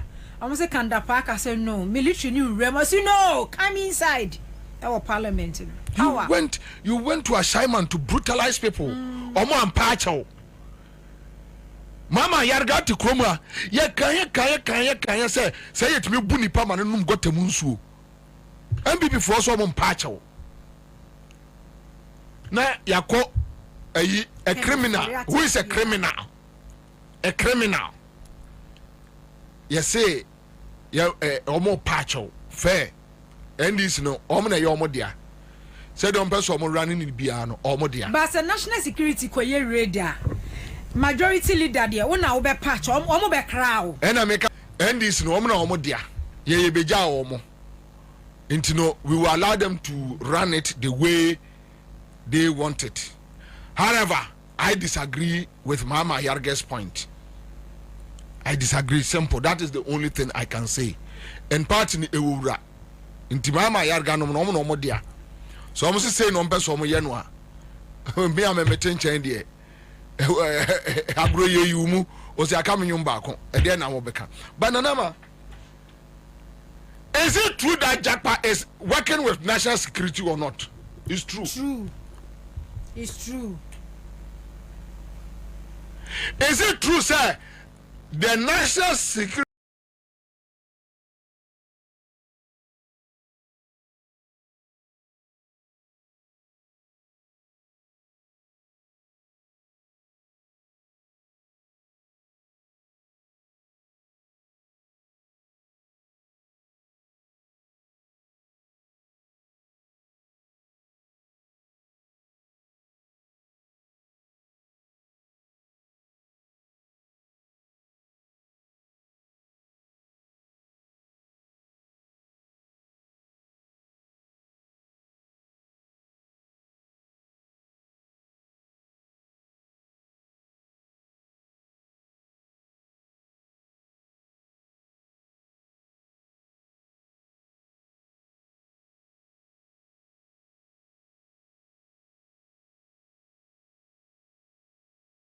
sanctioned that raid and I say any police ni bako based on rank, military ni bako based on rank. Nebia yafa ebia CID fo mienu. Your joint operations. We joint operation because who's a military for which per video. And I make us say about me abase the OSP was not aware. Say raid cause because the national security ko radar. And when you ask some kobo OSP amane enya won omo ji won to me free.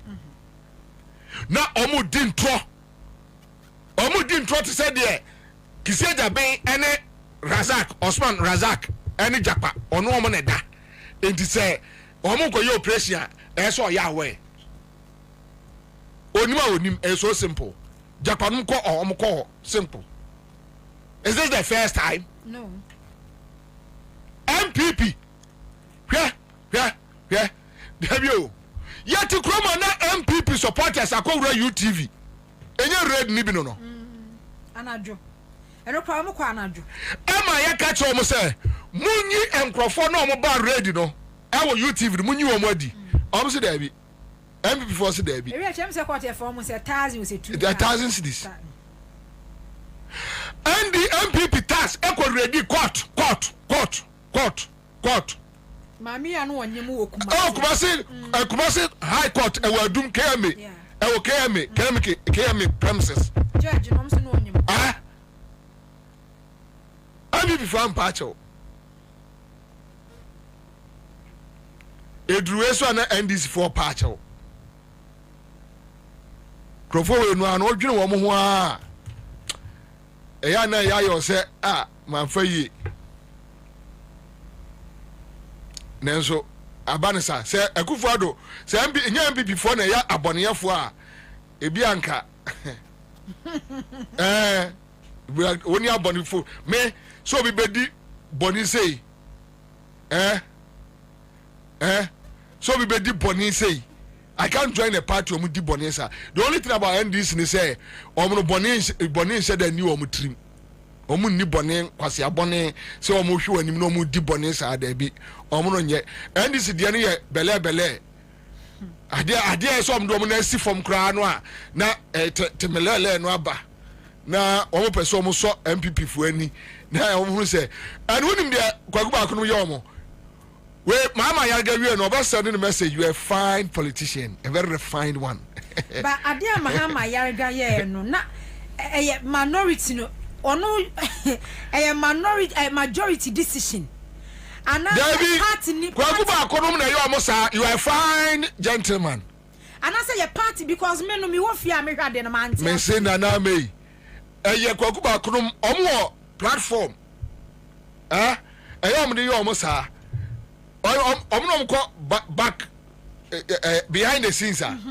Look, my brother, you are a very refined gentleman. You are a very fine gentleman. What's the corner? Nature the blue. Sir, not the corner Dowdy. Goguba was to be a fine gentleman. Oh, MPP for no crowd bomb about to be a fine gentleman. Now, the MPP knew I'm a mass baswa, if I'm home. Me as Antiman Pony. After the maybe a per validation, every MPP knew. Apota. Apple ya me de me MPP ni me Akufo-Addo no mu junkie no me de ya dey na MPP ni onu odi achire ya dey na me de wo ye e wo wiase me de wo ya dey na dama Japa me nim ena ka se mahunu Japa once say me shianda naka me bomodin yes omo blue gate no yes office national security no yes okay omo fi baby anomo. That is what I've heard. I don't know. I don't know whether they are there or they are not there. I don't have any clue. But omo fi where but sanka me hu baby omo wa anka me the petition ekoma yes Osman Razak no yes very young man be. That is what very young man, right? Yeah. That is what I've heard. Anka me the petition command. Say Mr. Noah awia no me nu komo fa bomb as say Japa ho na nka wonam krom na nka owurawura nkrofo fie ama me awia no me nu bomb any grenade ebi hyehyɛ na ha na ebi hyehyɛ na ha bi hyehyɛ ne mpaboa ho o akwa bi no okuma se no a na wɔhyehyɛ no hukuntan na ayi kura no so wo sa akwa no mehunu na bombro nko gya ntwo nkofo fie ai kampase jakpa na ebi hyehyɛ ne saa na ko free gabi the nice jot no ko free ne office ne chambers wa na ko n'ani akyerɛ ɛyɛ ɛyɛ friends na nabi atimi aton ɛmo ya apro ada ma school fu adi ada so gyina okeka nkwase asɛm kyerɛ yɛn na nabi wei na nabi me wo ayi hello fm na nase fie ɔde 93 bantama eba ayi studio na nabi wei atimi ade mo ya apro ama Ghana fo suku nkolafo adi ama even president no akasa afa ho na wogyina ho sa keka nkwase asɛm kyerɛ yɛn akyerɛ orafo na nko de ayi grenade ane ayi dynamite nom de bi ya agrada ade bi ya pra na hyehyɛ ayi jakpado ho de bi hyehyɛ ne sei nanka waye kuntan na ase nanka wɔhwehwɛ omu fie no tototo a nanka dia da ba look Bonian people for adi they don't deserve any apology, not one nanama. And Grofa for people for the moon. And Grofa for papa, I am telling you. I'm going to boy be Nima police station. Was young people before the family free Akache. What them 1 year, who am no papa da. Why end this ni? And how many MPP ninya asaso manso. O ma me asuma no oko edwem. And o mo chi no okwam. On the party pick up the chain. They drove him down to Nima police station here. And what that police 1 year. 1 year. Omo man ene so obenya contact.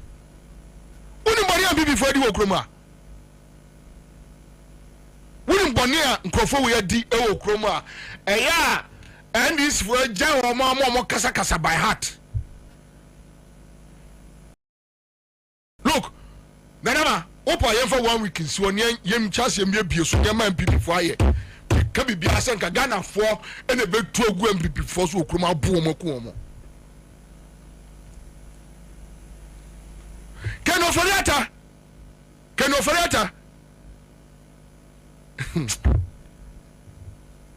Kofro oforiata kai Bible no onum wi. Ken oforiata o kai Bible no onum wi. Wana we check Kenofrata.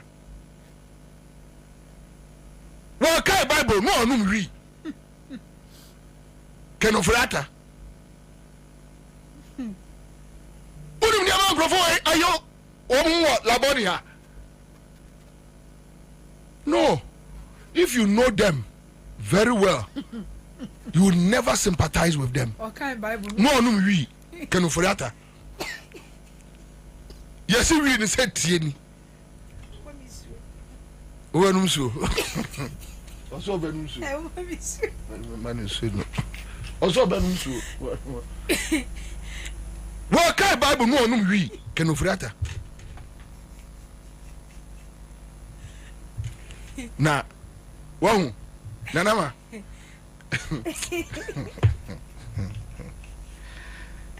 Ready young couple is Christo. Pensobinum. Yeah, and Grofo on say a nipa on me Tifiana Metin 70 bia and Mabusa Monsa. Is it that amount for Nimun Crofo we in Tino Moke Casa na say a beer what mom be beardy? It got to a time, na me ya ajia de se beer. Omu etuama Jomama Bino Sebeya. But I know the John Mahama, I know his vice, I know his appointees. Nobody will go that way. And it's for any Breno. No, they won't go that way. I think Mahama Yarga, my very good friend, he just goofed. Big time. Minya Penya Ayarga or goofy. Big time. And I'm not sure, just that, and this in Penifono. Me marbon is unnecessary. Send you maybe have a barber so but then you're happy. Big time. Now they want me pressure na. Because me say na me hwe by parliament submission say ekoso. After crasa de adwonjena pokora kan de onu fa mu no. Na wo ma afenyo markings mu kekeke afenyo marking way.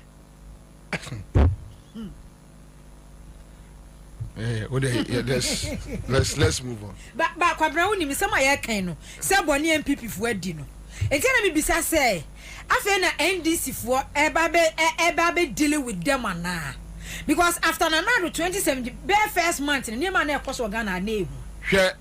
I agree that we need to reset. Okay. I agree. A binum argument in the NDC ne say enti MPP 4 year yan koso nya ne sana. A binum argument ne say also the reset na eba ene na wo ba ne say. But you see reset no e wo mu tu. On say reset ni bi wo ha just ubo tape ni nchem ubo say sound na ba yi tete sanyo o say nipa ni mo o ma tete sanyo uyu su bi da tete sanyo de ni ade GBC ni ade ubo so na de si bama so awiem ebo be 12 GBC ai sa radio bi no ana na ya bone hu to kru ya say side ni ye say plywood ya friend sanyo ya friend sanyo ya do kokofo no ya ndi sanyo ena na mu yusu pa ya na ni yusu papa yusu bi sanyo ya nkra sa time no na ye ho class 2 no 3 no ya ka say ya nye crafter ni akotete clay ni ya hwe sanyo no so ya de prayer wo tuatua na ya de ayi we ade kwansusua ase prayer so ya na epo ni ya de asiso sanyo na sanyo ni bo wa etibia ho ni no enko repress ni ebo no hwene just o body su chem ta was a kasa de ebe ye yes sa na ese NDC fo no ye MPP fo ni bi on reset no ade akufuado ni MPP fo de ye Ghana fo no ayese Jomama any NDC fo ye wo mu bi. That is the only time you me say ade we say ya nanama me de awrade ase me NDC mu me nya position da na me nkwa o mu position so ho da metimba bi na nka me nya bi a ka be di ekoya nka me de MPP fo be fa so no ya nka me nwie no man no ye nyina ya hye no ai se me masimi radio station me nya obone me NDC me nkwaje position wom me nya hwe me ho ye wahi adaya me support NDC no akwa simi radio station uwie ya na ade me court me wini court no a me plant ya makoto free it daba na mo afa plant no afa a frequency no uwie na metim ba bia oso be dem memo adem me busa asema ya den a oso be dem onya hwe so be dem o ka se say nipa we se me kura position a be di osima me ni bone be di position ankasa ena me ka se me nya bida me NDC me omo unim omo mame me omo cho omo ade omo me nsi ho enti me tim sa asem we na me ka e wo ha me NDC omo cho omo ade a me omo pese me ba ho na ka se me nya bia ona se de jakwa ye no sha na se wo de akwa ade no aye na de anu aye Kwabena body agrofo edi hwe da na ma se obi ema 7 na people for timi asisa wo mo free ayi aboabo kokum wo mo ofen so ko bu wo mo nyina to kun wo mo because na a gold business the boys ne ye ena tija na boys ne ye samasa ye ne mo awie adwuma no no matimi akofa emo free kumase aboabo akobu wo mo nyina tuo bo mo different locations akum wo mo nyina sa nipa wei ono na apology adaya kambe kasim bi adaya kenoforiata yakɔ raid ɛwɔ ne fie obi ɛba police for akokum nipa wahu wɔn so kai ɛtɛkyiman issue no wahu wɔn na waka kyerɛ so wahu wɔn a na wɔn timi adi boy n'akyi aba ne fie abɛkye no akoku no MPP say nipa woni na ka asɛm a wo say I apologize say nipa we ye ka kyerɛ ne say I apologize wo ya na de a say nipa we wo say ka kyerɛ ne say I apologize nanama wako obi asase so Lord Komi East Legon ona je tago ensase no okay Lord Komi okay na Lord Komi atimi ama enkrofo akobu tago enkrofo akumbaako ewo East Legon say nipa we say wunya no na wo ye ni bia ye ka I am sorry Dabi say nipa we wunya no na wo ye ni bia ba me pani a wodi 72 years na mama national security for ko wia ni fie ni ma ase arepu no no mama boy na dwane e o daily graphic mu say ni pa we woni ne ya ade a unya no a ye ka chan say I am sorry nanama enipa woni ne ya ade na so unya no na so uye ni bia ye ka chan say I am sorry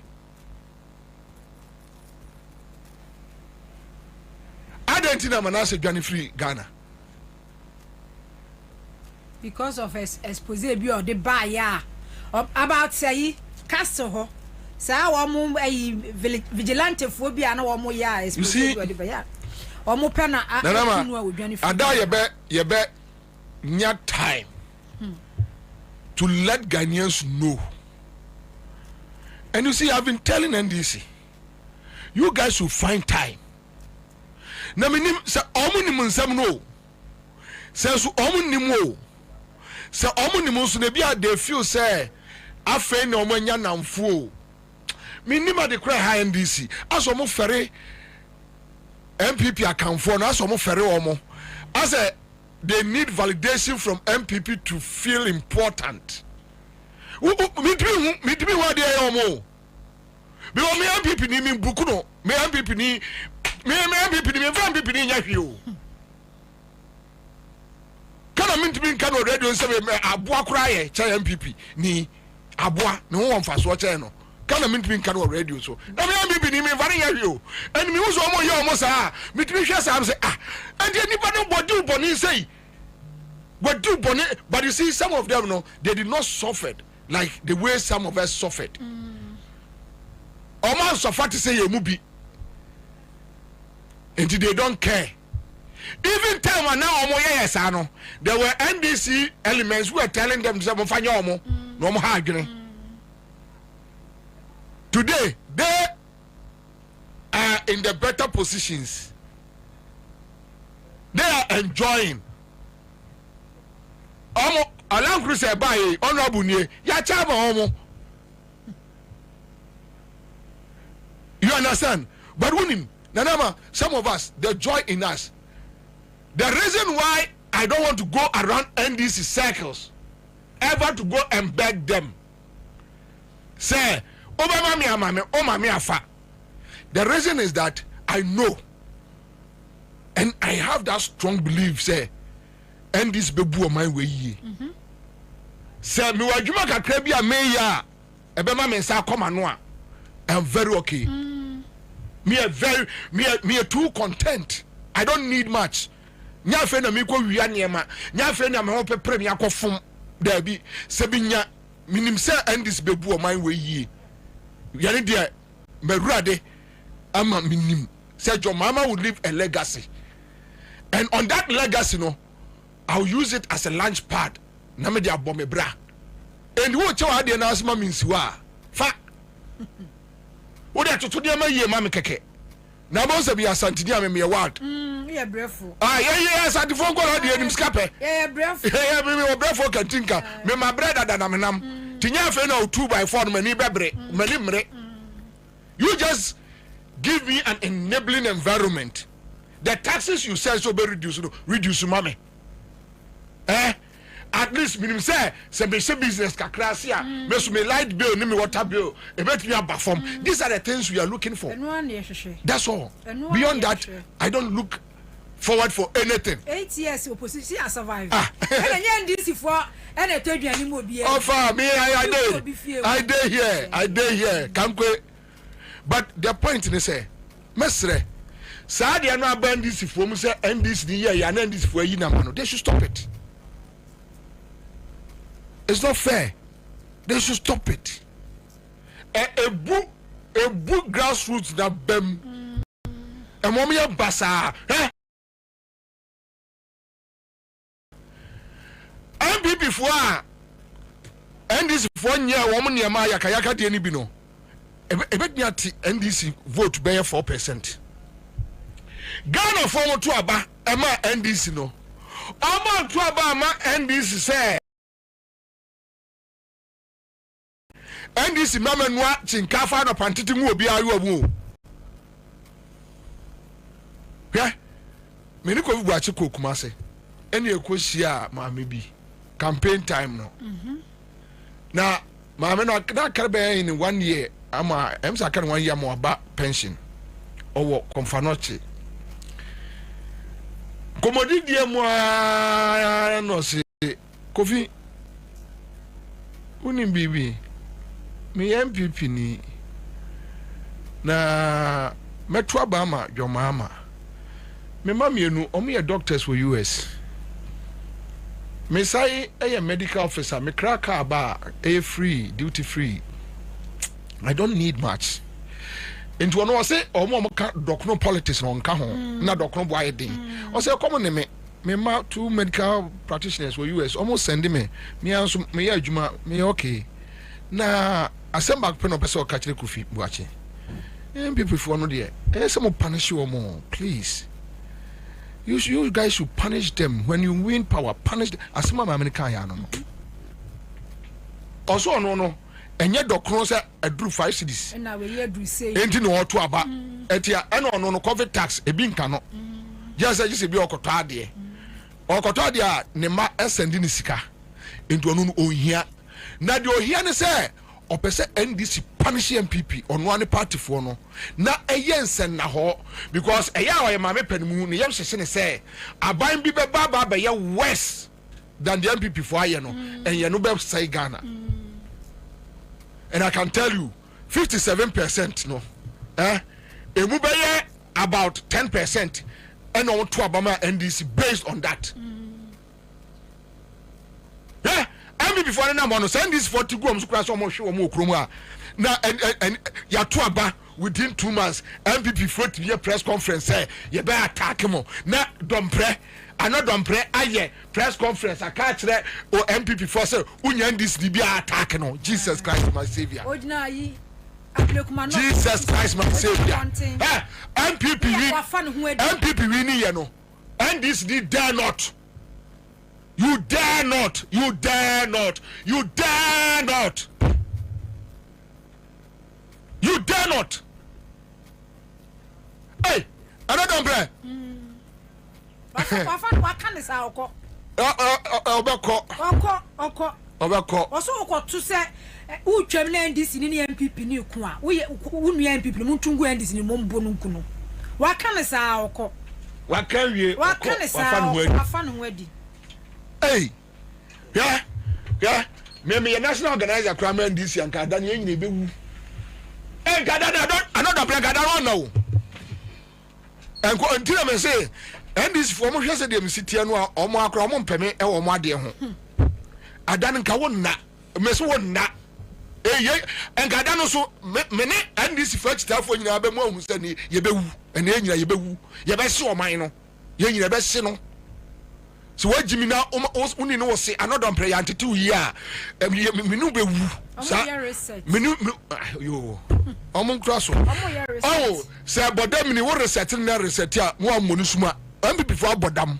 Bodasum na Adam Nantin so, oh, here near about them be a friend one man tazi or mampon. No, no, to tap on for the human station on a Namabos where you back could say, normally one man tazi about them, one man tazi about them. Sister Mary, no tongue, you brudu, a mampo station, sidewalk, or the taboo be. Didn't you know?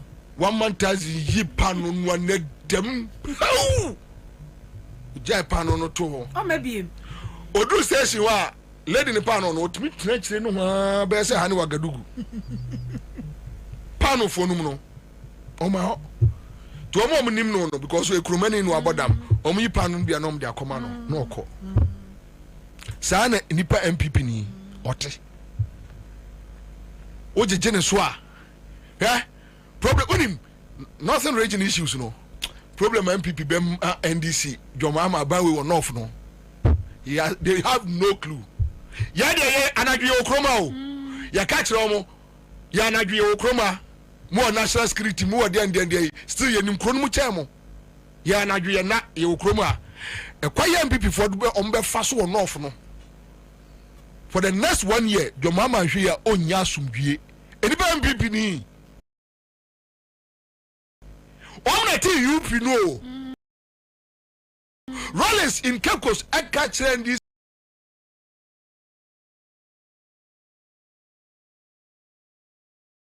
for say almost by the sanity, but as and when they change, they are like chameleons. In 20 MPP need dealia, she Omaja Omo boys no system no. Well, the Akoso Ablakwa. Well, Kumasi and Nadia Akoso. They have the audacity to attack NDC people today. Oh, Kumasi. Atibia is self-vigilante for Brown Camo. We're losing elections, and the election no. The worst election ever, 38%, where we need 57. We are normal suma Fatimatu. Unim the Ochamu or Yashan. Omadoni minority, ama and not Fatimatu. At me, Abatrama or no Fatimatu, I catch the NDC for say. Huh? Some people are winning 57. And come up on this for free dynamo. I'm telling you. And can this 438 is our mom 88 no oh come see order anybody no 144 137 no be wapamo onipa no 137 and no wapamo da say ya work out no wapamo say ko and then ko nya 188 say 184 now and 88 oh can this be your mobo and no ye vet and no about betina ho no mo say and I may allow my own control. Can for yeta as finance minister your friend of parliament to be catch almost a member can for yeta MPP never apologized. MPP never Oma apologized that can for yeta to be catch the parliament member. These are some of the things that you feel say the punishment Ghanaians have bought for them, they gave it out. And you know, sometimes you also have to weigh. In the case of No. I'm saying, say, Adio Moye, yeah, now man for who are not womo, Ape by Biatra, and say, go mobono. Change the DD to punish them. It's not too different from what we are experiencing. To say, I'm not careful.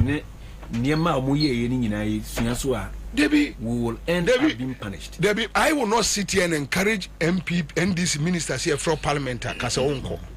No, I won't encourage it. Ghana for to aba boom Emma Musabome punish woman. Punishment no normal pay. No, Ghana for Anka Samu rude on us. That when we call you at Parliament, say church as same one. No, I am praying. You know about Drew, I am praying. Oma say, Oma say, what go for a Bensica, what Bank of Ghana, Quaco Jessica, Scana Quajon, parliamentary approval. Yes, a bit to mass member. Now, at first, I can't say a member. Oh, Gardiner, Oma say, now he both here by Chechero, I don't quite a day.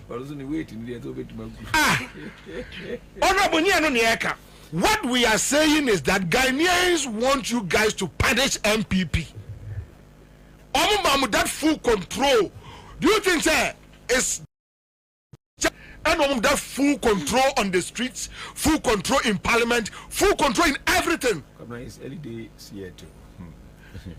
The early days that make us say, Muma, Uncle Bemubu, Bonia MPP for D Ghana for one more apologize. Any CSC I call radio be fear, we apologize. That is what I'm talking about. Necessary no more apologize. What you say, Apache? And the early days is anyone here, they're no more patch 35. Honorable. What's your for your market? I think somehow I don't repeat it. Well, and I'm because Mama Yarga is my friend. He has grooved. I don't know so who, but also a penny. When who cry on to me inside public. Emeka. But me say Mama Yarga the other hit to say MPP for no or air calling for apology no. I want a more problem no. So Bonia Kofu di no mutimi nya ano etimi sai kasa no.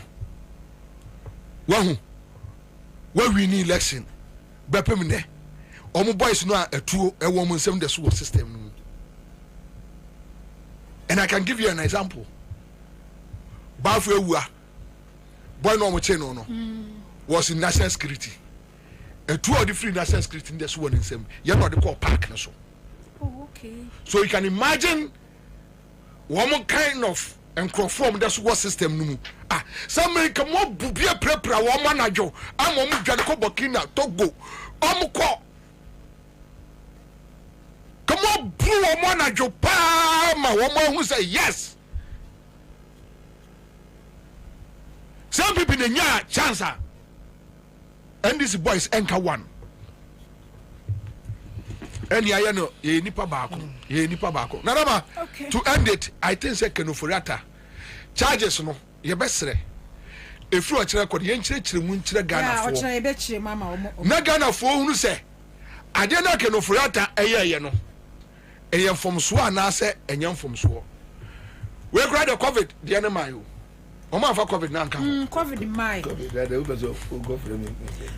mai. COVID scan mai o. Na banking clean up exercise. Ya no so mai. That is the worst case. Ya no so mai. Bank of Ghana credit scan so crown. Ya no so mai. Yanga bi yanga Addison e bedam. No Addison Bank of Ghana.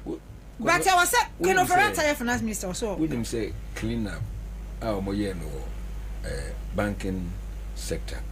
Yedi good banks and any financial institutions. Yeah. One of the pillars I say foreign exchange. Yes. People have not sat back to look at that dynamics. Almost said that.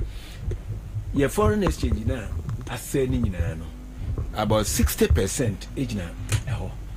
Do you know why? You compete with the foreign banks on the same market. And now, say ye returns and your profit foreign banks no repatriate profit no the call in dollars. Say profit 100%.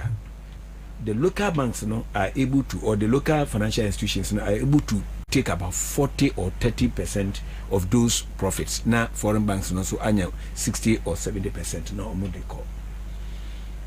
Na bra omode econo, what that means they say omode hard currency no and eco until whatever they are able to recoup here they convert them into hard currency and send it back. And yen ye de na 40% na nke yetimi nya eno no yen fanko ba bia e wo ha no yen yagichiri yensa agu no. And foreign banks no and financial institutions no rather 60% no omo enya 100 ni nyina enti profit na omo boa no nyina 100 no ye de piko enti e distrain aba ye currency no so ama foreign currency no why demo.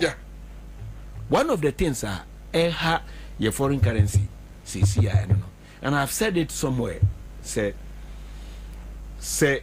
you bounce back some of the banks and I say all the banks are you good unlawfully near the back because you know who say financial background or you know who be say midday you say me year renovation me spend 9 billion. Yeah. But me buna to agua me need 9 billion. Me spend 23 billion. What sense that? No, mamenka omo mindset nti ntina omo DC for MC Suhum oba no. Okoka say omo the 4 billion excavator. Na omo koto dia 2 billion. Ye tom na 2. Omo CSC na de bobon na poso I benya 4 billion. Yes. No, omo mindset too. For me, if you sit down and you look don't know at them. this, okay. You imagine, but Nana, Mr. Mami fa we NSS. Menya NSS okay. When you there? Well, I confirmed. Obi na sending me be from. Can I say boy no correct? Obi say Mahama has directed the Chief of Staff Julius Debra to write to the Controller Counter General Department to increase the national service allowance from 715 to 1,002. Yes, I have also heard it. Okay. I think on Friday. Yeah, started from April this. And I'm okay. But I think we need to cross check. Now, yeah, I'm finding out. Friday too, not yes, Friday I'm But on NSS at the end of the day, say Ghana boom or Ghana, but Osasi be waha. Osasi be na nkasa waha. And tell me one say. I say ye the NSC or ban on so I'm not holding breath because not allowed for well maybe allowed in Tinam Timbaby.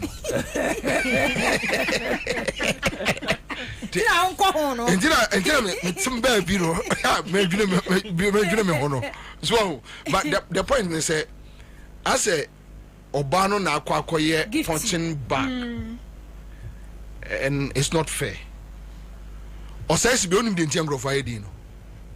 Unim say Ashanti Regional Minister Ada Okon office Okudi movie. So I hear politics I check Wabokro no check unim scale former mayor to hear found for the NDC for no. In this so no on what I say paddy. But also give to one no yakola nti aboni hu en waje sa. So Obokro no check no nyina ono so betra omo nyina no omo graduate no omo hu se de siye no experience is the best. Yeah, no mo in the assess be no experience udwane a ebeto so to no wa ben wa yese amowi kronfo no ena gift na kwete ase obi afi no abakaje tia ebebo kro no no wo hwe no kwada no ho popo munchi no no na wo so sa na ayo but assess be is the principal actor. Yeah, on the director no. When the principal actor in this situation, and nobody is talking about Osesibi. Yes, Gifty, because Akolawe kwaya Ofosu koto football club, and I know say almost say no a friend say homosexuality ni there ye mon omabaso me friends oh so oyebia e say remember say me bisexual ono oyebia on friends bisexual ne yere kra ono ne yere oba I was spinters ye madam fu me no say wokunu be ma sound oh so aware your wedding bi na aware no say ya no mo worry the pem ma o pem ma ni wi anu agya get ni be ekwaya Ofosu sa enema no say gifty enwane a maybe enke nyina ye bedim komo way in a different way udwane akusi me point they say udwane a you are giving us a firm impression that you did it. Honorable Namkwasuba, I said this.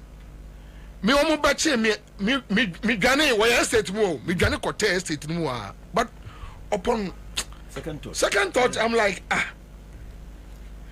let me go back to my house no more because one year me wi ni me fie cocaine ni me dem me ni any contraband goods me nkofa tuo me nkofa he and we busa no say ada na me timi fie ni ase national security for ba no me dwane abeta duase na just me a criminal me hwedi na me de me say unam kowura fie ona koye na mtu omba no mbeche me no mde ankovu na muso omso ma ye den no omso aban japade omo na omso aban japade ben Almost just say you call secho.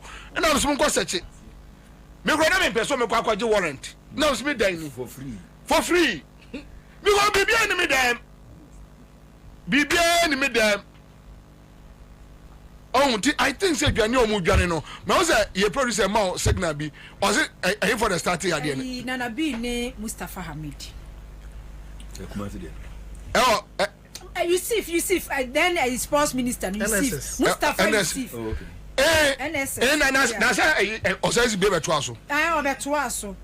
Indiana no ban na Ajesia. Because what your report now started way back 2018. Indiana no ban na Ajesia. Tell my candy woman chiro. Nana be say omo ye ndai. Kwabena so munyina no obi en one no be here press conference no okay can dey all of them are going to be implicated, but I'm say assemble you baby edi kan koso no ne bi ni say ye so ya what ya fa ho ye hwe a wa onye obi dwane ntem no ye di kan handle one because Nana be no say no ayese napo catch obi say no energy ministry so mbechi no a de hia ne so mbeka say NDC tie asantifo. That's all. Yeah. Omo yini nya. Okay. Nana. Kwabena. We no enya ye no nkwa na ewo ho. Enema no bebre doso. O chena beto aso. Ye besre eyi ye friend say we dampare de no. Oye omo mfa nka ho. On say ne report say okunkum nipa no. Ye no omo nya nye. Omo mfa no nka ho. No omo nya ho adwuma. There are other cases, murder cases there. Because Nanama. And you also compile no official petition. List of where they don't call. List of where complain. Now change of government by. Why you the parliament? Na say no dey omo anfi. Ti yan go foforo. E o say mo ye foforo. Ya bre. Na juma no ya. Afa na juma no wasa wo ya wo se wa. Ya bre. Ye ni petrol. Ya wo. Afa na juma no wasa wo ye. Ya bre. Ni so. Ebi ni ayi kisi aja be dia wo. Ya bre. O start ya senka wo ye no so wa bra senka. So on the etua de ka bi etua meka. Mi entua meka obi e ma me hwe. Ya bre. Entimi nye bio. We say for it me ntwa so fafru on na honorable John Edu Jack ono ye MP for Doma Central John ye na afi citizen ato dadzi general secretary GCPP and so a John ye muhu Kwabena che china Kwabena be sa ba beto aso o china obesi we kid ye me ne Kwabena na ekọ na e basa and ye ekọ na ye basa because we kid be hu say suit she bi anim Debbie we kid o fan for more me fan for more citizen akwaba Nanama medasi na boko de nyamena dum waso wozina nyamena dum honorable Mami honorable akwaba una de nyamia se edimu ababedu na we de kwekwan me pese ye kumase Council of State regional rep on say first election no course na kwaye basa na enensu ne bia koso a wo mo de tax bi no ne ade so kwa mo betimi ama ye short video ne ba kumase na ye mfa enye because wo hwe videos na efi ho no ba na wi na me ye monitor an na me te ye se omo mo beto aba no dodo na abai afa omo ho no sa na bus bi ebesi ye enti bus ni sinara breni pa 36 ena na ya bus nkrofo bi edo omo ba beto aba ni bi eno na chese ni nyina start ya e ma sa abasaba se ni sie and then there were other videos nso ana NPP MPs former education minister Educhum ena Kennedy ono de Kennedy osenya akwana okay ono na elai prof ono na ejoso by election okotu ya bribe okotu ya scam isi official bi an ho basam ena no mo so no be Kennedy Japan so kura ko ho no mu ebi na cheso mo peso mu rem ba bia voting process ne ekoso no a wo mo se wo mo allow wo mo but the question is say wo mo ko ho no mo ekokoye den omo ko honom ekokoye den enti wohwe videos a na eba ifra no pa na voting ni start ye na enya ahomeka kora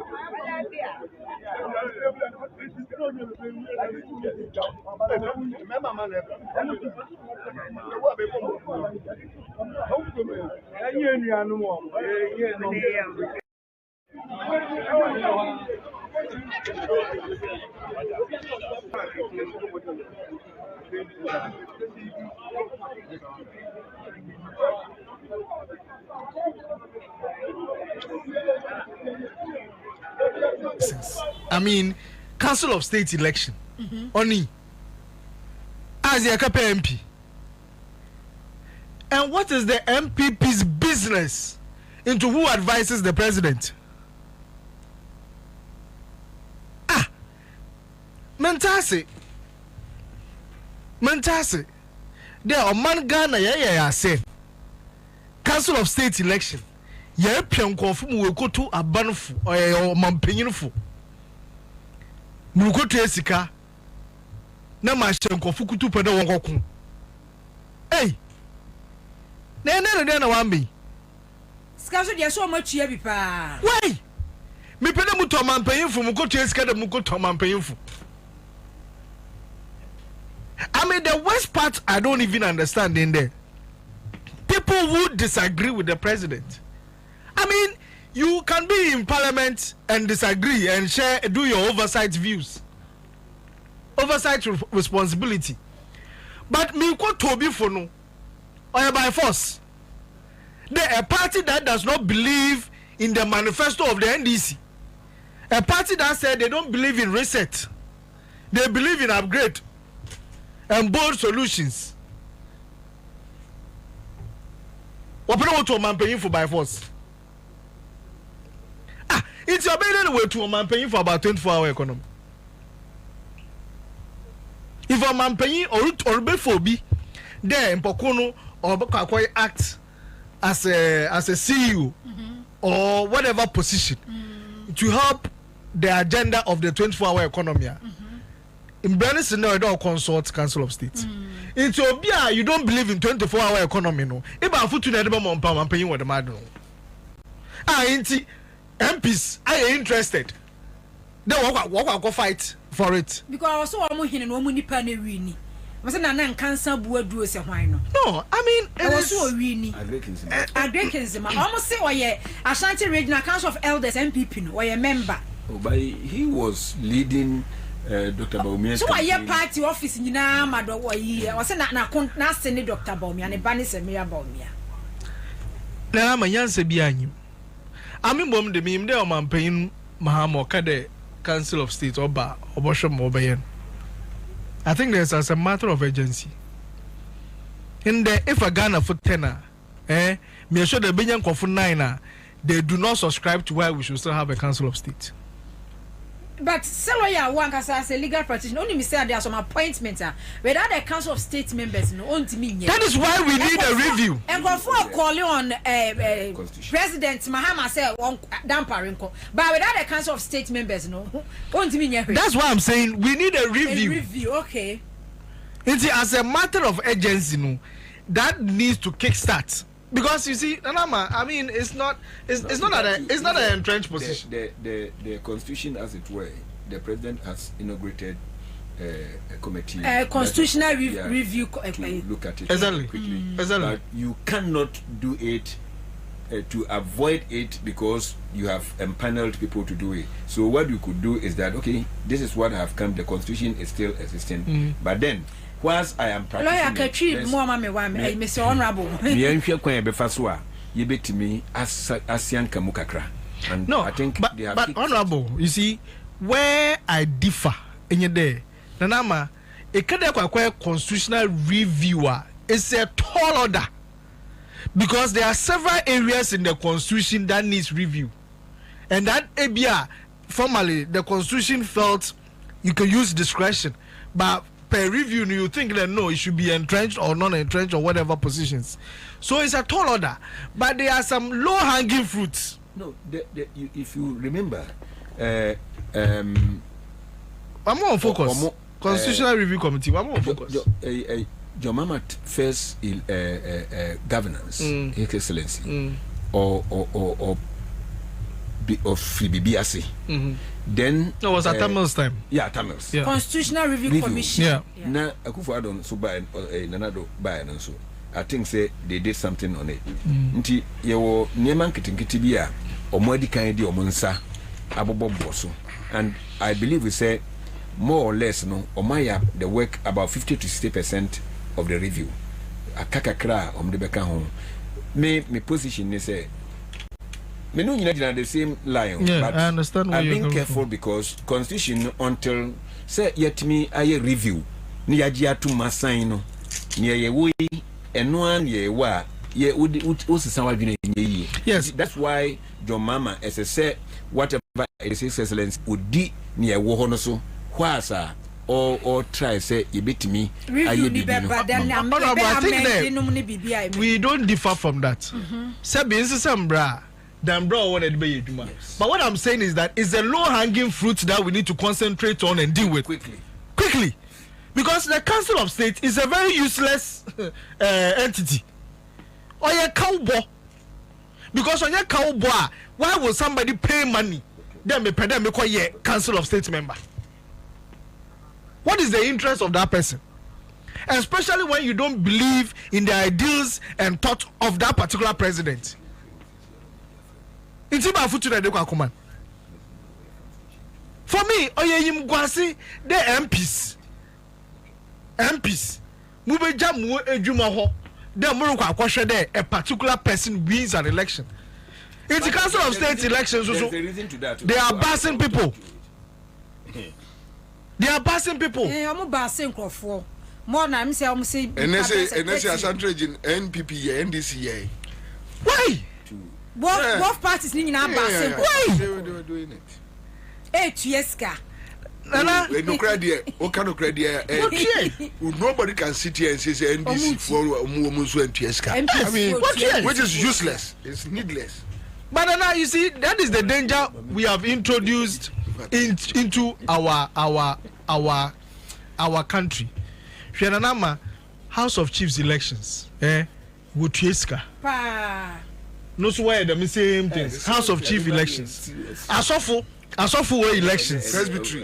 The same thing. Do you know why? Because now everybody will chafa. Because Odumoye, you see all these people talking. Internet SRC elections, politicians, we have interest. Because Oba, when it comes to demonstrations, and they kind of students who go demonstration, your leaders can start something that will affect government. So they say there, I mean, politicians no cry. It's only to go too soon. My boss free Mali. No matter for be no come boss. Oh yo. No what they can't say mama. Exactly. O confess my free Mali. No apo be ama na come no. Exactly, Nanama.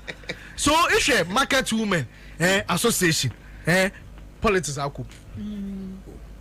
Drivers. You see, because there is something in there, and people are being used through that avenue, to either cause disaffection or to support government. Can you imagine the president take decision and then Council of State comes out to say that we advise the president against this, but he went ahead to do it? Can you imagine? So that's why people want interest. By our Council of State waha na ye kwhwe mu ku tom na dunku and why a swimming pool. They were quiet. We had Council of State wahwe appear here in the CV with all the noise people were making it there. The main pay cuts na radio do. You made him a referee. Council of State this CV or qualify. After he is the best person to be taken than anybody else. Council of State waha an EC which is led by a lawyer decided there what to open the citizens cannot serve the EC. When he decided there elections registration with the district offices, and we said that no, it should go nearer to the people. The EC closed the doors. The Council of State has sat here for Ghanaians to be raped. Because on Mampayu Tunenum catch and there will be no haircut. The next moment, now I'm a Sakura, taffy. Council of State were quiet. So what is the essence? The measurable impact so far for all these years of the Council of State. And if we don't have it, why do we still want to keep it? For me, I will still say again, it's one of the most useless entities that we so have. And I think there is a low-hanging fruit. We can look at it in isolation and deal with it. Because the more it stays, the more it is creating more problems for us. Because just Council of State election, because if you basa you see a Kumasi or Greater Accra Hayala, somebody could have nearly died because of Council of State election. One more over 2-4. Yeah, you have to be as a crumb. One of they are supposedly coming to advise one election will cook you on. It's a better way to now citizen pacho. I want to mean any situations because I think it's a running time now. Now president may choose. President know what number we are in area. President has no one quota almost appointed. I didn't even concentrate. But even the president's appointment, even the president appointment, the constitution has prescribed the kind of people. Yeah. So the former chief justice, former defense staff, a former IGP, you know, all these things. But in the one where you want Council of State, what is the qualification? Senior journalist count with me, senior journalist. Why not?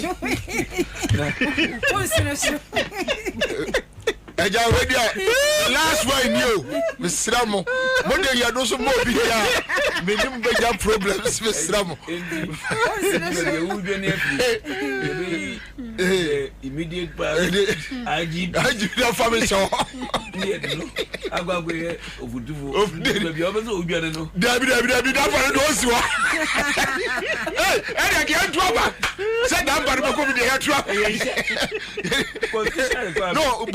No, but my point is Senka omu betimi said your kind say constitutional requirement. President I don't think he maintain that standard. Say president no anyim krofo. No, but you know what? Say any problem any problem. No. So what GCPP recommend is the chiefs.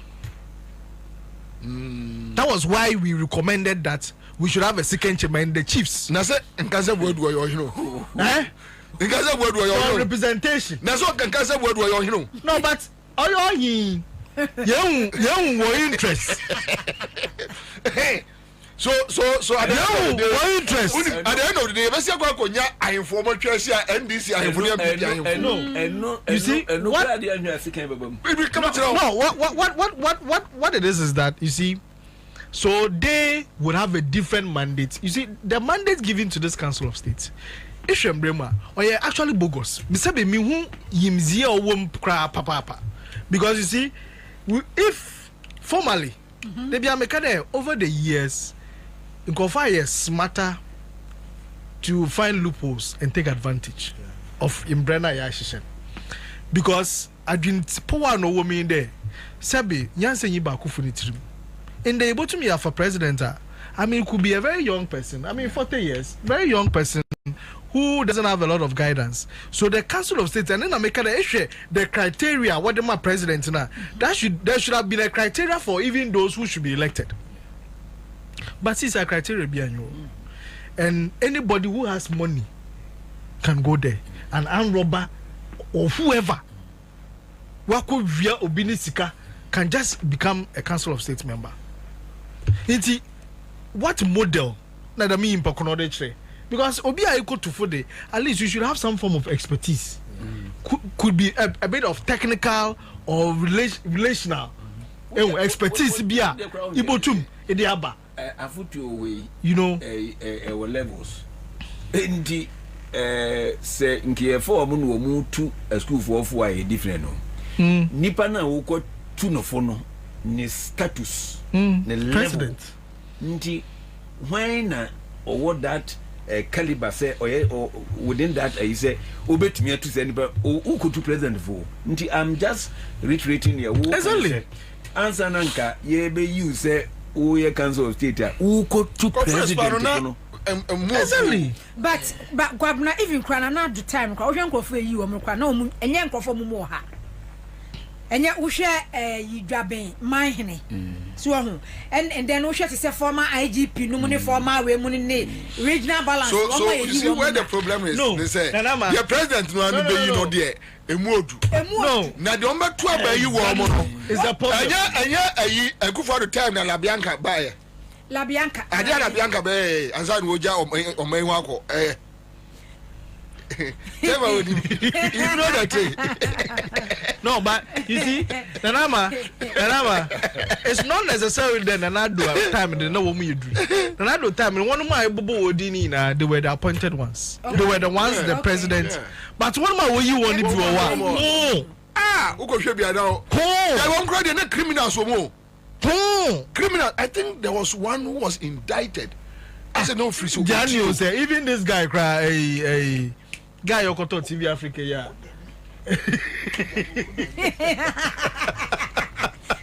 Now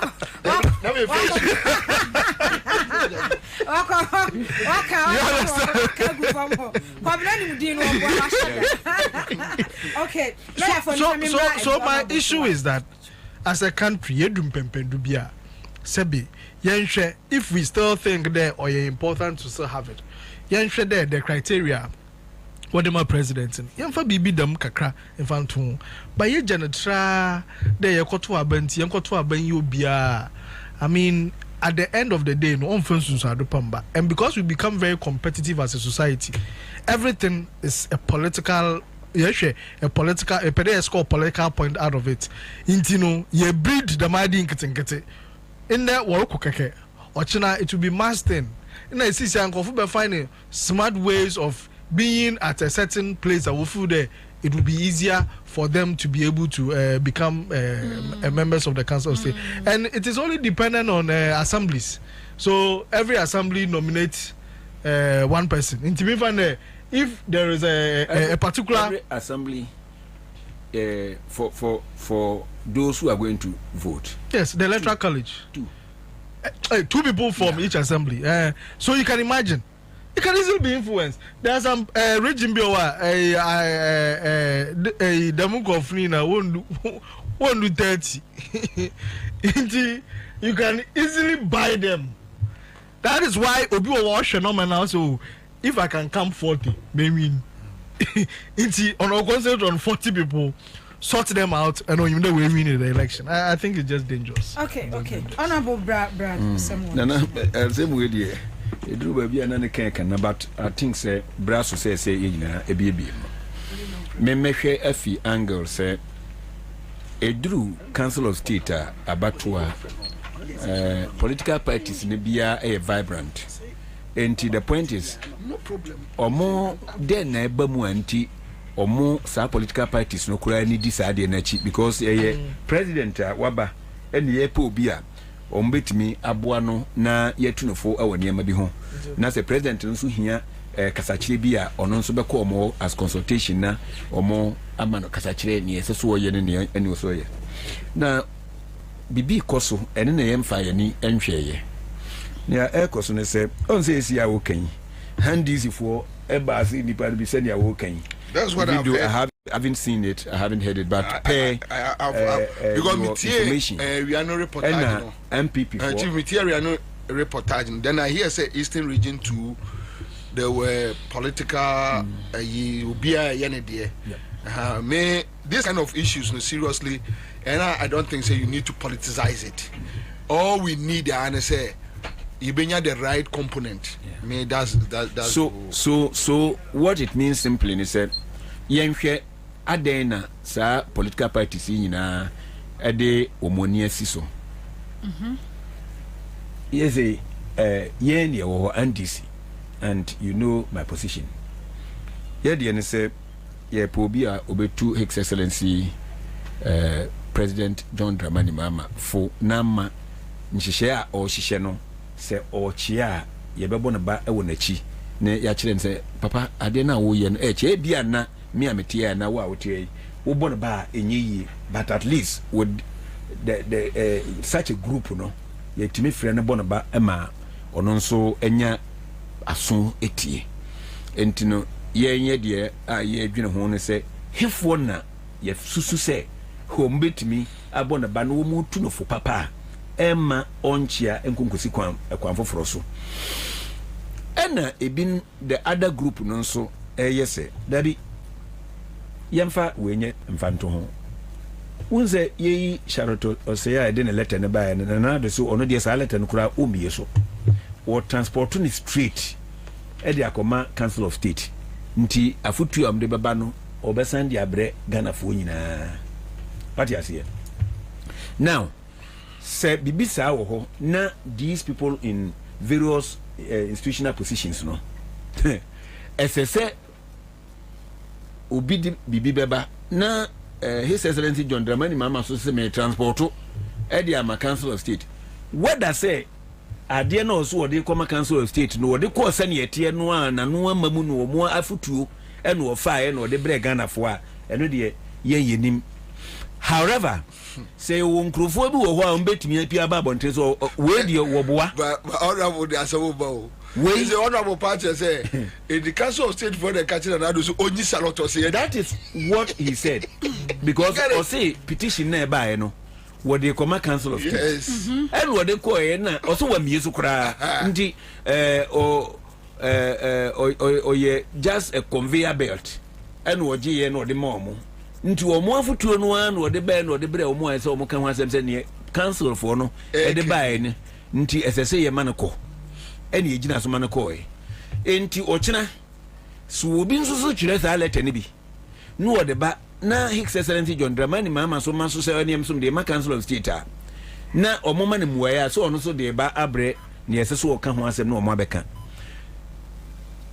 yentrance na se ye nipa bia ni ho e bi kura na ne John Mama ana se nanado eka ye nya saa nete wa mfa mu obia wono ani decision e na odi agina so na odi nkra mam so masa ade we om dia ba o me ntumu ye pe obi obeba be pie baabi na china wa ko se dabi ade we de ye discussing was Council of State na nya ye position no to defend certain positions in governance.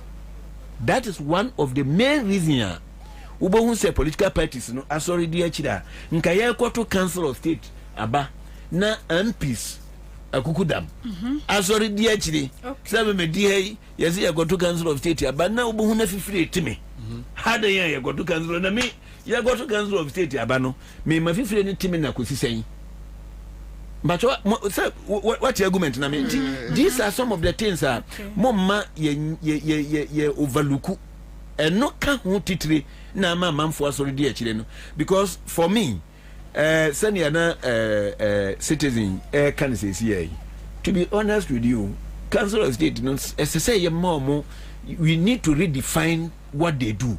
Other than that, as at now, what do they do? Other than that, as at now, ye besides a Council of State no womo ye dem apart from say ye di petition bia ba ne ye di akonu yo so ye di akomo omo no mo say senior ne ya dwene ye nya ne saa enti se ye betimi asian kamu ana asesemu kakra na senior suggestions ne ba no mimi susu se ye pe obi obetu president ya wo no fo a esese obi a one na nkasa adwen ekobenkro because on to president fo say afutu ode ko ware hen won to no fo say ono na busuasem ho afutu no omde ma wo mo afutu nyina ye governance kwan obefa so a obebu man na obebu ne yi enti se sa na tie dia governance no ti say ye 24-hour economy ye wo obi wo ha e beto aba man say Council of State ya on to President Mahama fo on 24-hour economy. Sir, Nipan doesn't believe in the 24-hour economy policy. Into today. And me feel say we need to expand the debate and I say the talk around your Council of State the way and manner we choose them. Then say you be but honorable me I will go with the proposal say Senke said the constitutional requirement ni bi say o mampani be yibi ni abeto aba yibi ada ni emfa powers ni nyina anhye mampani ni ntem ono no nkrofo a ono omo etnase so omo tunofo because even adwuma ya ye wo mu ikura no emfa nse CMG fia ebi a BBC a Bobie se na na ma beka ebi a me fere nanim metie in every society ye wo obi a ye so onya sade ya ye wo nipa ba ku wo a ohwe nanim ka asema yo mate obetie. Yeah. So I think if we can relinquish that full powers to the president, to the executive, that the executive no, the president and his vice, omuno time so me here we. And you bana jigu asa je ku mu amutiri so. No,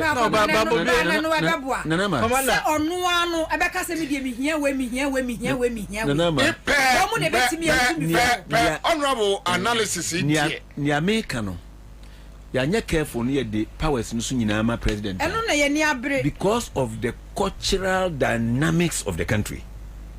Say ye ma president kwan obekwa akochusu bi afri awonwi within awonwi nankasa no you have diverse backgrounds.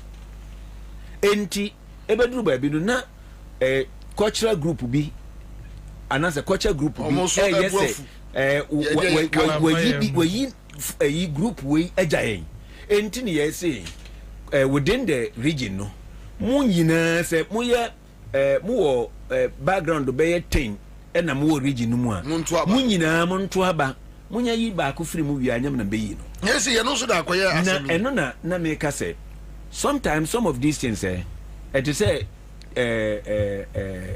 MC Yaba yes at a point in time sir municipal district chief executives no as I say to aba na me say abana de yebeto na kwan ben ye befa so yebeto no because saba no I'm just digressing a bit saba no ye ka say ye bi mu say ye to MC ya na DC so aba into obia timi ba bia chaos will come because ye wo baabi wo ho a send this na tie konwa so kura no a ne MC ni DC no wo paibu mu kura e be different political party sa na ye van se fi ja se da santemampo send this tie konwa so a ye ntu aba ma NDC ni wi wo da south who central MPP tie konwa so a mo betima atena so 100 years but o mo MC and DC no way no way now ononzo na ye the rep of the president and government no say ye tukwa nkura na ye beduru ho na SSC ye da ono na wo residence nti ono ho na ye bekwa abada na ye sem kurama e de kogu agire mo wadam se betukwa aba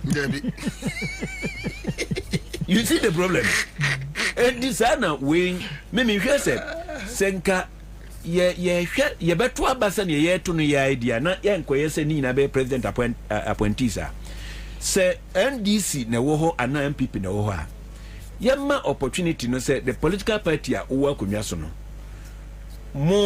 mumpe people that you think say you can go out with na se mo ye 10 kura na ye nto 10 say ye say nipa ni nyina anye no nso still aye to aba say abonfo nyina hia memfa the best we team to say Real Madrid at a point in time na Real Madrid team no captains of various nations all the players ni na captain ya kan mu nyina go Real Madrid omo ya about 23 to 30 players ye ko ba fa 11 nti captain for no bi ya de eche bi enso omo nyina captain o ko ne kuro mu a or chef enti no among nipa na bia ye be appoint omo no ye be to omo so about within the district no even the MCE and DCE issues so say NDC na wo so a NDC for no empe nipa be miensa na nan na nka ye nyina ye nto no so aba wo district no say MPP for no kura empe NDC for still among 3 or 4 a omo de aba no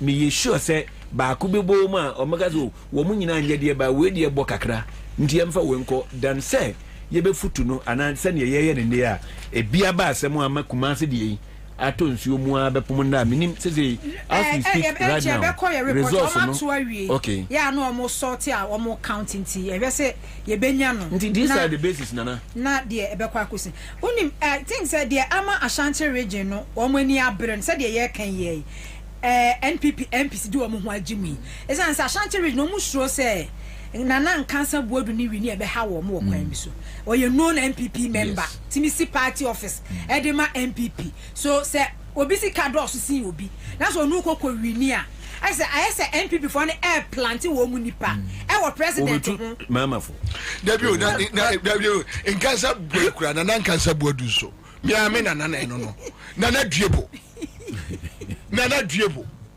nana woni NDC ideologies enko duwe de kodu hwe me ada me decide say MPP me jai me 2007 na me jai MPP me jai me see MPP bibia ho bio e wo wiase efri wo MPP ya dia me mpawe MPP 8 years even me na for kra ewom no omo wi ni 2017 2016 2017 me wa na moro kabore asende me Christmas 2000 as I say adaya o se hawa Yakubu se hawa kumsi omo chiche Christmas ade ya obotu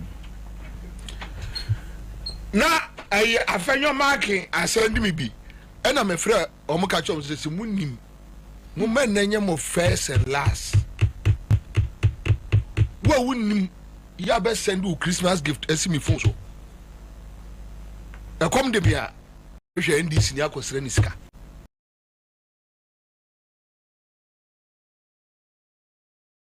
mpem kwase asem enti ade a wo mpɛ no ensi ho you are a principal person me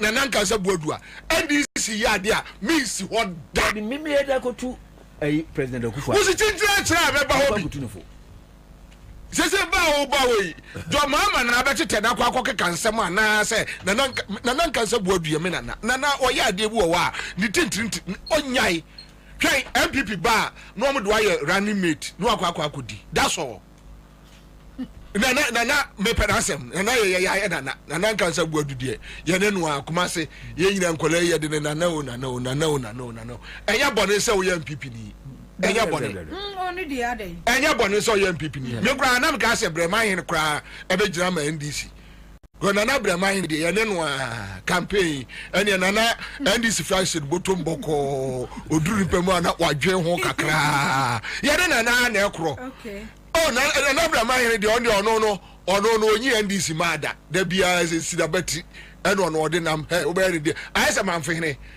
otobo atwa kai ono national chairman kro yo bedi omo ko national of chief do aka cho so de NDC do ezu eza ye no na ekro you see me those people I don't so principal people and we say oh ye wa ade a onsi wo simple oh na nanka se buadu on soro no nya ade a ho ye nemfa so bia ni so ayi your friend say ye ni pay ni this obimpe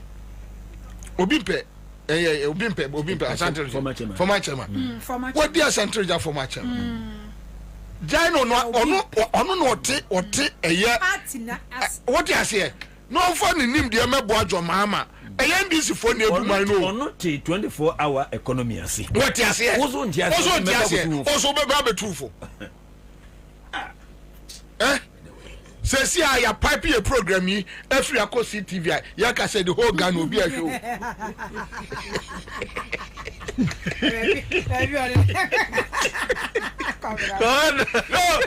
obi a na so wa adwuma mu anase an ze won tiase say Argentina ya pipe your program na for CTV na say obi a you have been arguing against that and ya pipe for ma o be studio awere jahona kwa enshokra because what you can argue against say ompe and there is a new management say na be here ave de okotra ntia say na de be so control program proposal ba okotra ba hefa okotra de ba he o de kwa hefa Dana can say what when you say and another the advice is not even binding.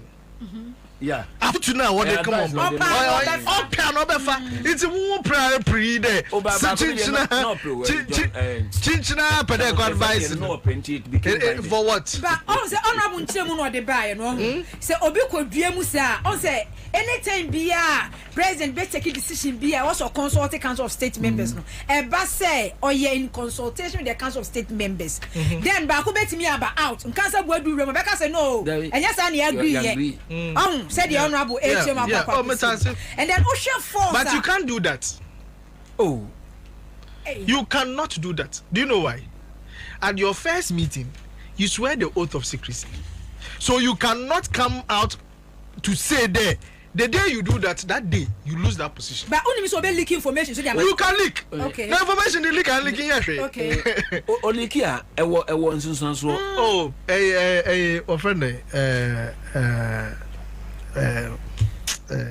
honorable. You see, in terms of leakage of information, president does not meetings. They won't go to. You see, on your day. What can watch a president to walk now? And for 31 won't do baby. They are supposed to sit like 4 times in a year. Inti president, some of them is their leaders. Is the chairman because what is somebody be on set agenda and all those things. So maybe these are the issues at Ansah. Why drink one day? Whatever they agree on is what he takes to the president. Yeah. That one is true. You see. So that is why I'm saying there. Well, you might have discussed some things and finalize it. Mukwana president and father Mayina. If I leak. So what are you leaking? Because Mudu Mafutu, yes, finally decided the president's Noah. I mean, so what are you leaking? So that's why I'm thinking that office Ankasano is very useless. And now, apart from that, you see, first we were having 10 regions. So which means the elected ones were just 10. And the president appoints 11 plus the 4 people that he has been told there. Or former chief justice, former defense staff, former this. What's why 4? Into them 4 plus 11 is 15. Into them got the 10 cry against Ukraine president so or a higher number, right? But now no. Regions in Kutin 16 regions. Okay, I'm pick a reporter because all my accounting areas is here, you know. Yan send this in every. Hello, I was on for Elisha Dakwe, senior reporter. Elisha. Yeah. Hello, senior. Okay, Otiminka, almost sort accounting, one my way, I could say. You said make a say, almost sort to be accounting, every year. I'm a Sabri Electoral Commission official, you know. Or the resource na ankasa eba to iga then so provisional resource wa Mintah can actually say opinion or no ejinam de ema ankane meka say ankane na oye chairman edema NDC amiko no ewo Asante mantem hanom owura ya owo bimpe sabe de na kitafo ebuse ni nyina ne say wadi nkunim ewo bato no according to them because after na yisifo na ankasa no de confirm you know resource no eba betuja ami ehu nya wodi nkunim pa wo mum na figures ya sabre Mintah kan no ehye owura ya owo bimpe enya man makon 35 anafe onya sorry ononya emano 49 anafe opanyina wono anaye ohene edema agrek enzema ono ensu enya 35 into so share abato na any part 86 and no more expect ma beto abano ana ba kon entimi ama the sabra make say there near omotimi ba ye no resource no provisional one no ana me de atuja e de afa ho no na say na yisi penine na nkasa e de resource na nkasa e ba betuja ama e huniti yenko ni yenko die jasuma. Okay. Enti yeah fa easy briefly am so or ana. Three commanders so ekosi ni die kwa so do chat so e do bia se mo ba mo ntina na ma enyume ye si na twa etwa mu no NC o mo isi akan so ye do bia se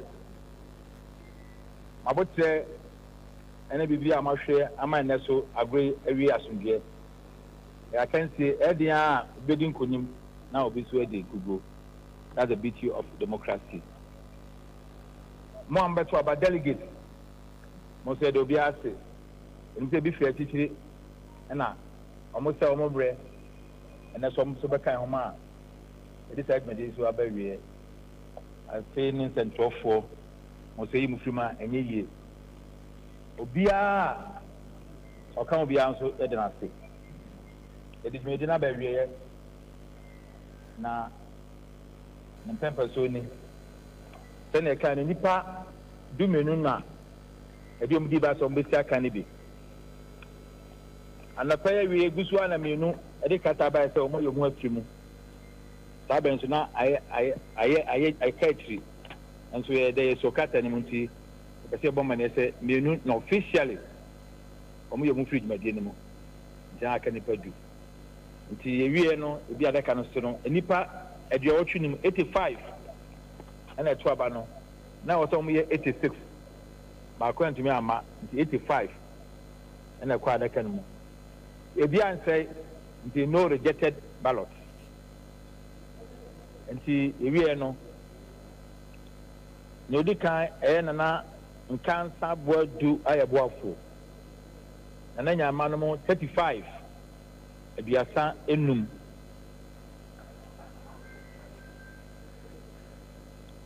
Mamelu Hamilton wanya bi Felix dia anya bi na ya ko anya bi na garanti anya bi na jedu kuma ne otoso na anya bi na kusi ampofo anya bi Angel Grechi anya bi na ofuwa adu anya bi na Daniel ana si ya mu anya ba ko eje bismark anya bi ya owusu obimpe enya aduawotwem aduanan kron 49 votes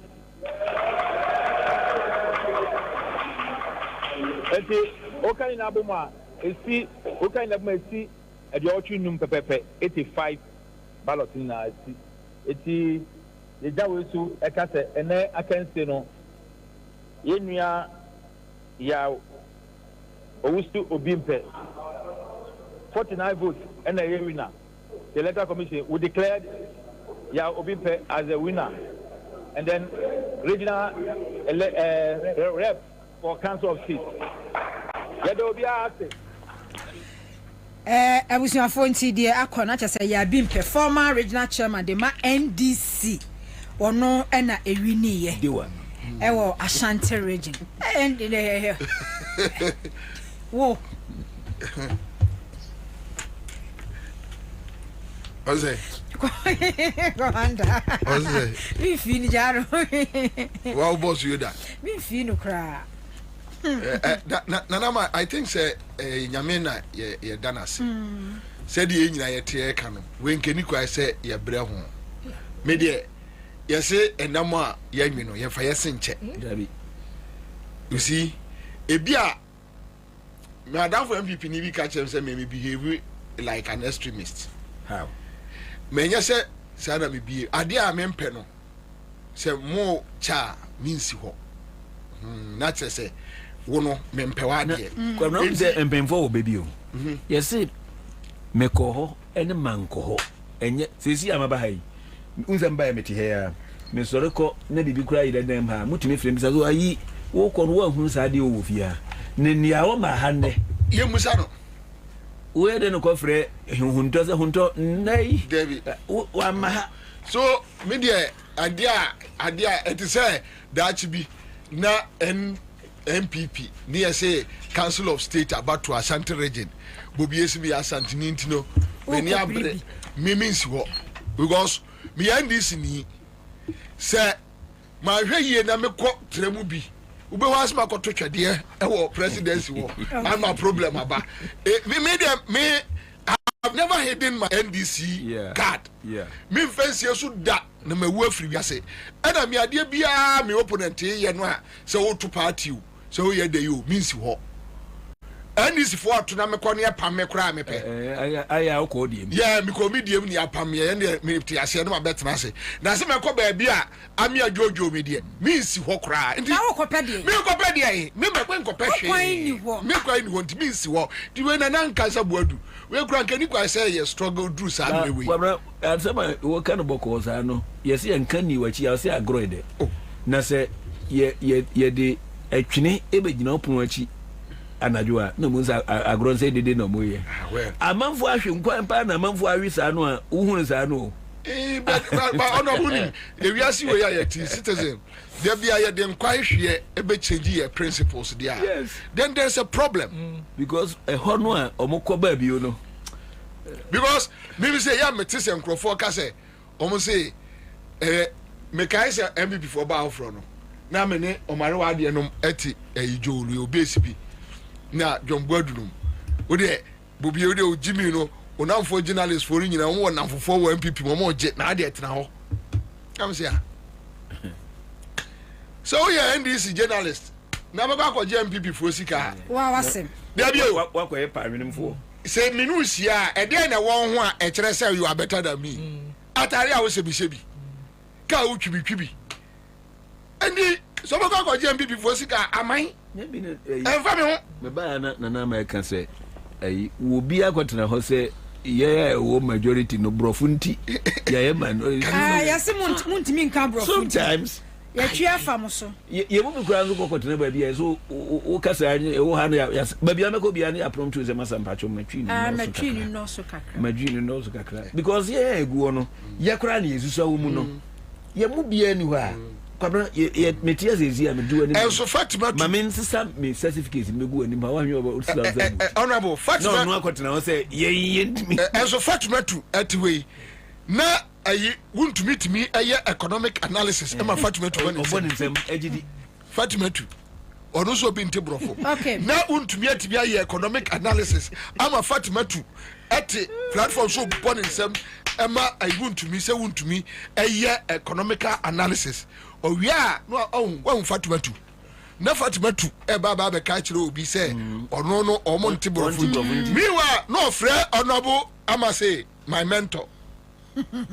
Fatima tu no afra ama say my mentor wahu wo ka omo say udidi atem okay wahu Kwabena me da say lawyer unim yemfa we nwie lawyer Kisia Jabe ne one ayi finance minister former finance minister me so me time no kobati entimi sorry wo bra ye nie entimi we your documenter last year 2023 2023 sorry and near kind of any more charges from the abo kind of rata no ni nyina wo mu enti Kwabena je so oja ma me de koda enye new they started from 2020 enye new enye new even krano unim say omo indict Ghana police IGP krano say ono so efa enkrofo e wo police mu a bribery and a document ni nie okay yeah sir water issue na chas adubu ahinde wo ha illegal mining issues wo ha sa kenofrata de no unu say banking sector no kra wo ha clean up okay yeah ewom it's serious ewom banking sector me patch just a minute Mr. Yeah achibota ensa asene de no chaso osu na no ogina yin chesresre no osu bempa so oyo osofo wo mu de ewom Bank of Ghana de ni Ghana police de ni Ghana water company. So you know, or say investigations is ongoing in respect of suspected corruption and corruption-related offences regarding contracts awarded by Ghana Water Company Limited for the provision of goods and services to the following entities. Nayakinom, and electricity company. Also, the charges is about BXC.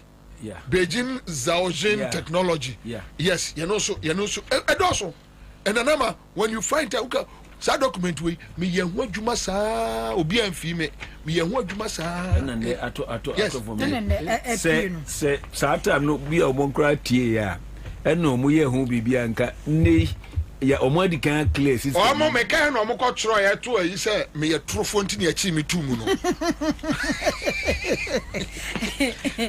lawyer OSP and the fugitive. I think I said it here. There are three different schools of thoughts about those scenes. Number one school of thought is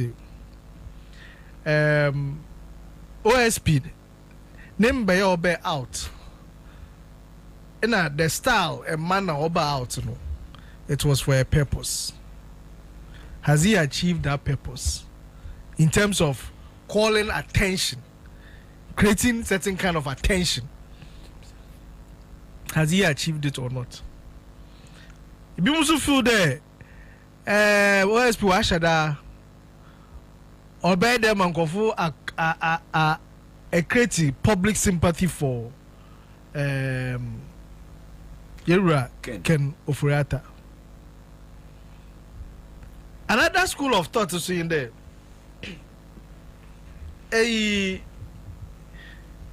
Yerua Ken Ofuriata ampa. But no one can because Sebi Morba. You know the issue. I don't know why some people are doing this, but any lawyer able 2 years can offer don't for OSP in court because of the fugitive tag. Scan or shushe.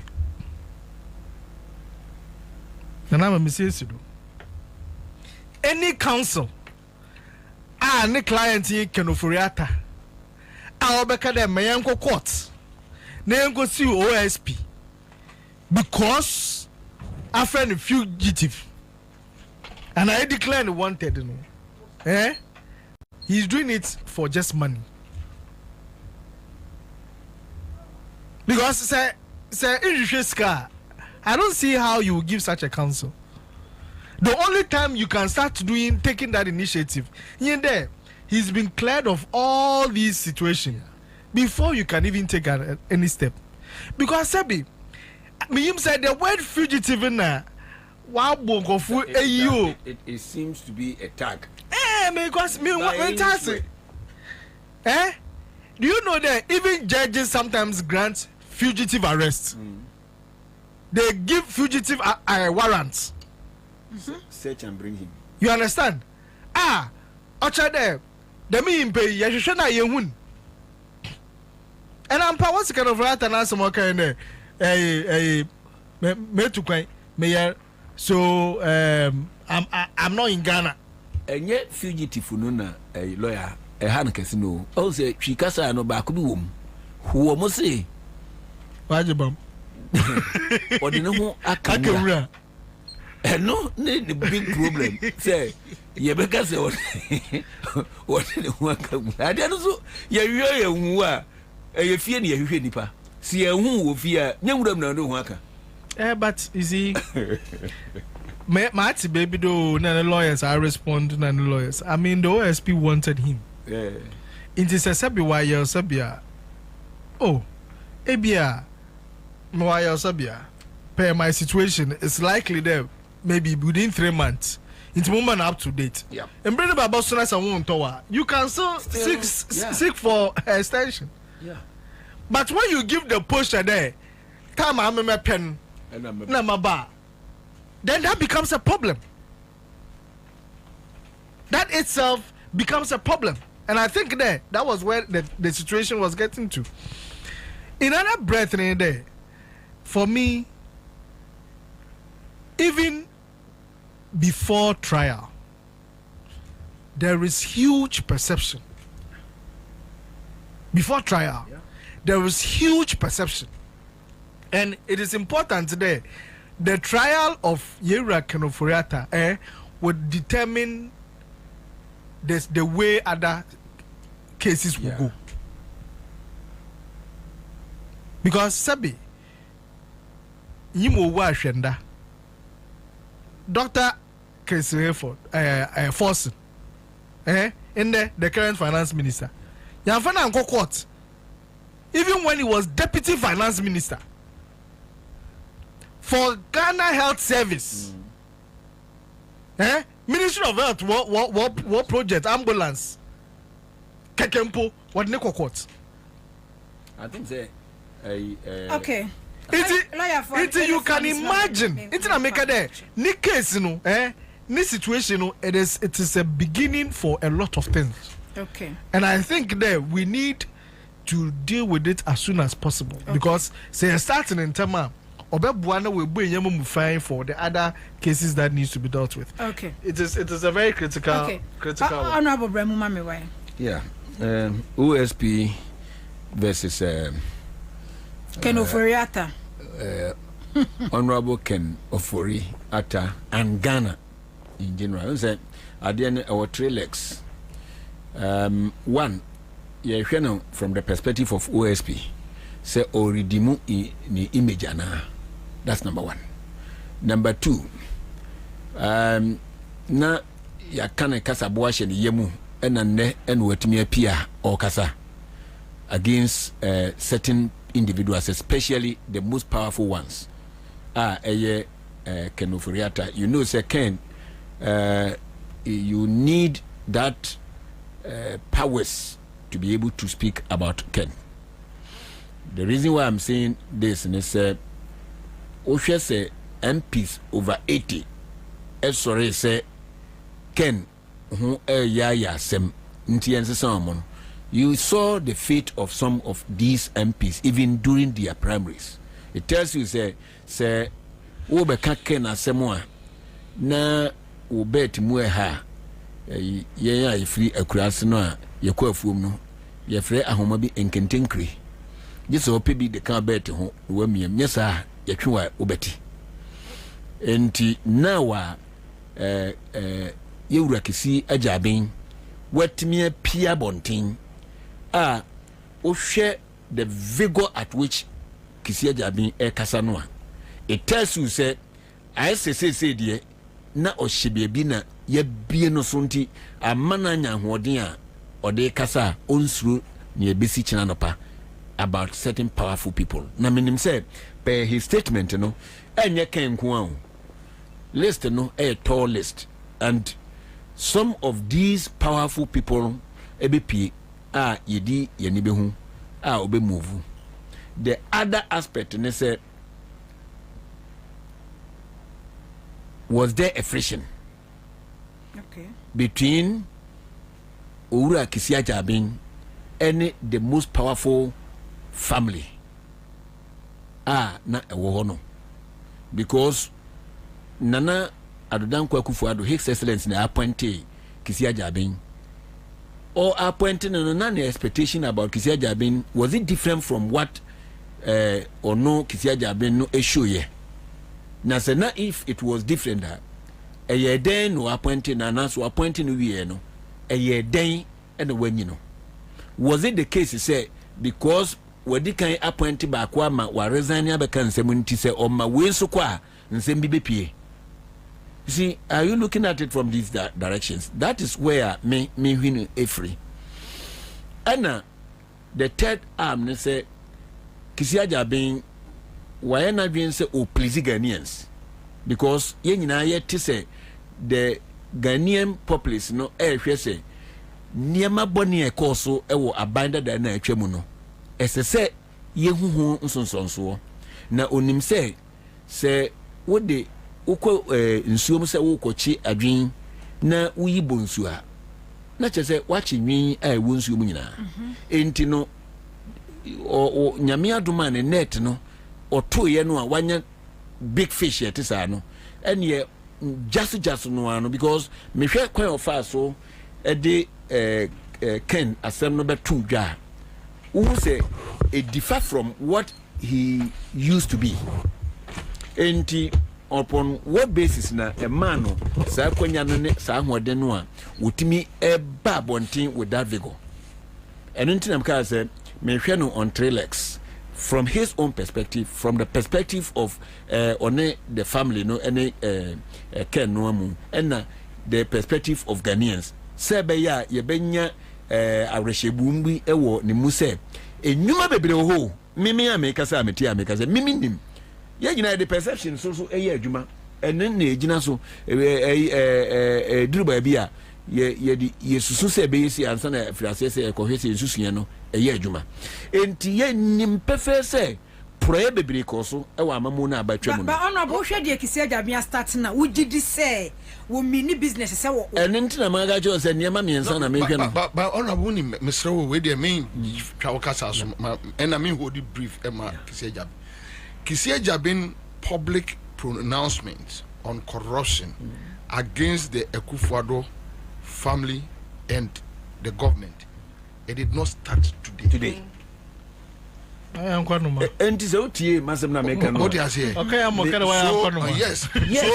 So obviously you can see, say, and yes, I'm reading as a beer. But the point is that no, the way and manner he's coming out now is different from how he was coming out. Now, Mimi Face said, now he was a friend saying, me use the honorable, could see time Galamsey incidents now or Chichiwamu.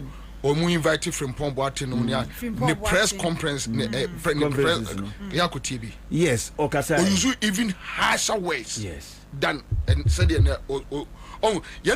a causal rift between him and the top family. And the top family. Because not the least expected, say, Obeko that way.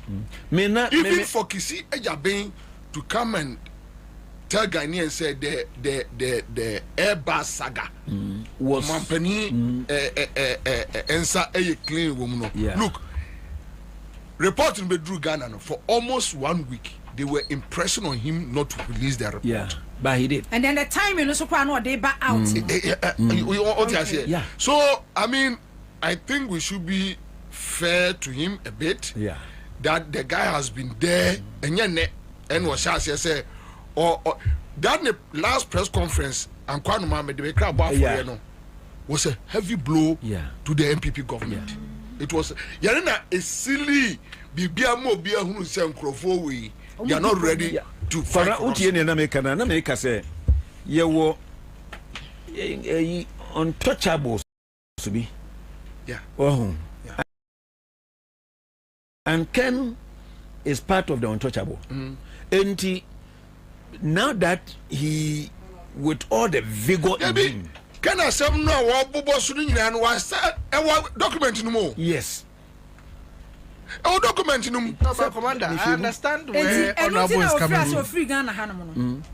Because Honorable, the point Honorable is making. So we're mocking the indirect. No, you could have been like either a bit diplomatic, especially with Niposha during Ankwanoma time now. Even after the Ankwanoma situation, you could tell there. At that time, he really felt lonely. Yes. Now he feels that now I don't have anybody overlooking my shoulders. Yes. So I don't care about feeling lonely. Yes. You understand?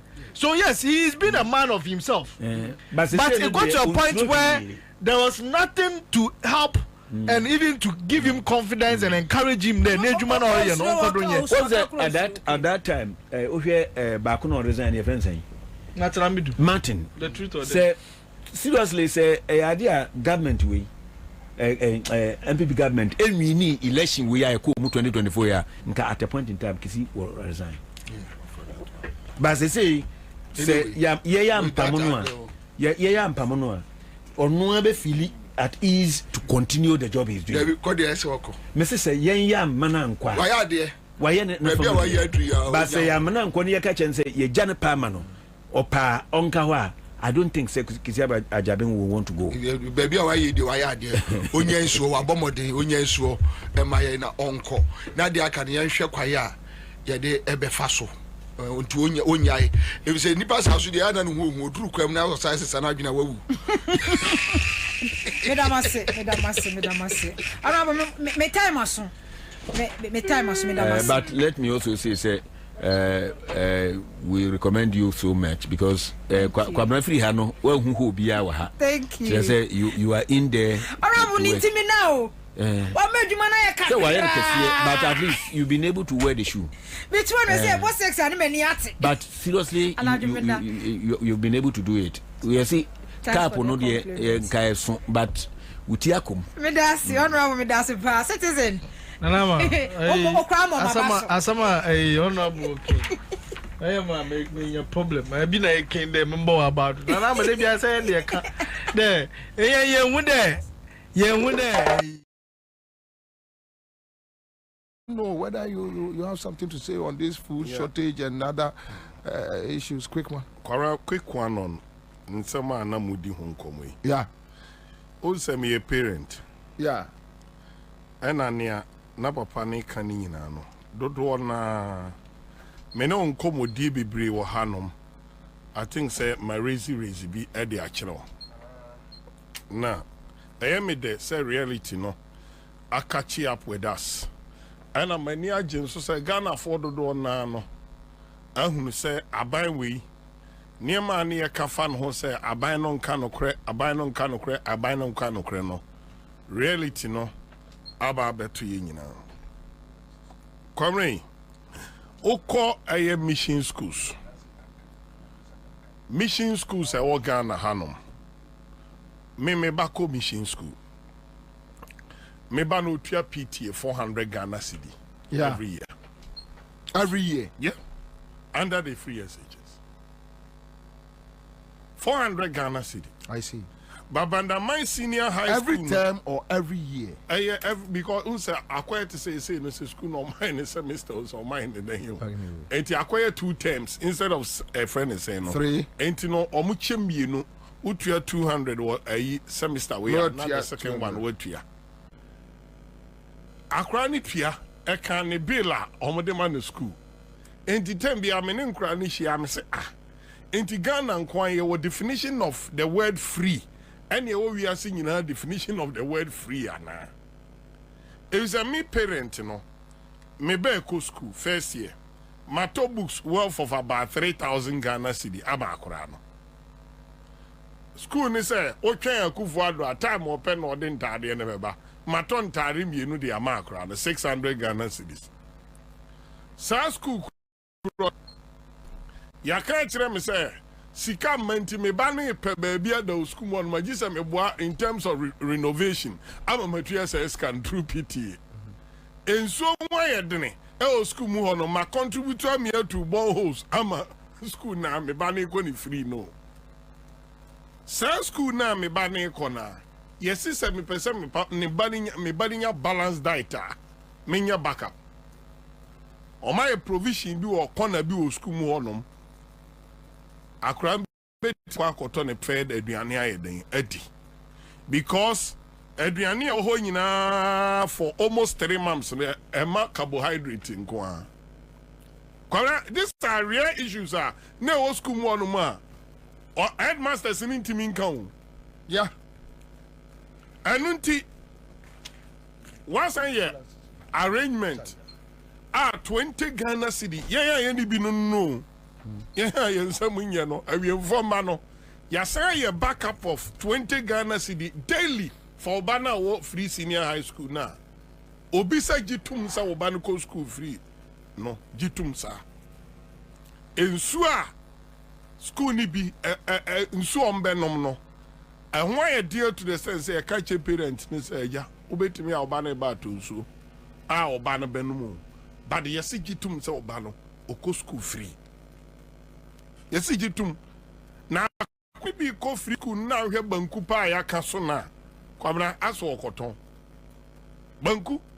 So now what is the way forward? The free SHS na Nana de Danko Akufo-Addo ya no obi aka say 1.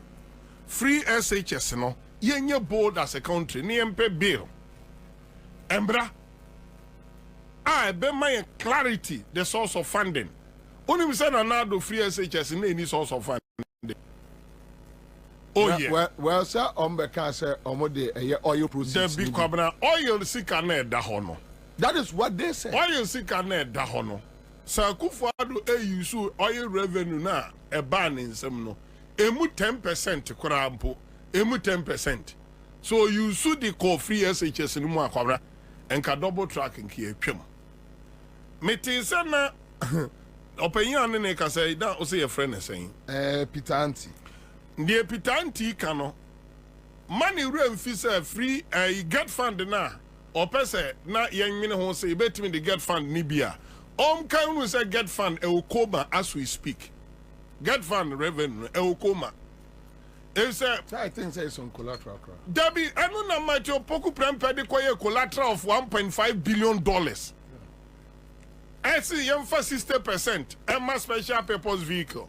And he said, revenue no kura koto get fund no mu a get fund no 60% e cost special purpose vehicle no ho ama na kotua Ghana ka amaye enti kwabra re wo sem say 40% no enu bia na e ma scholarship no 40% no enu bia na e get fund projects ahodo but they forget say time mampeni nkofo e move school from 3 years to 4 years no Professor John Ivan Satamos or the 1 year Kwabena 1 year through get fund ya Satem na get fund na bra boy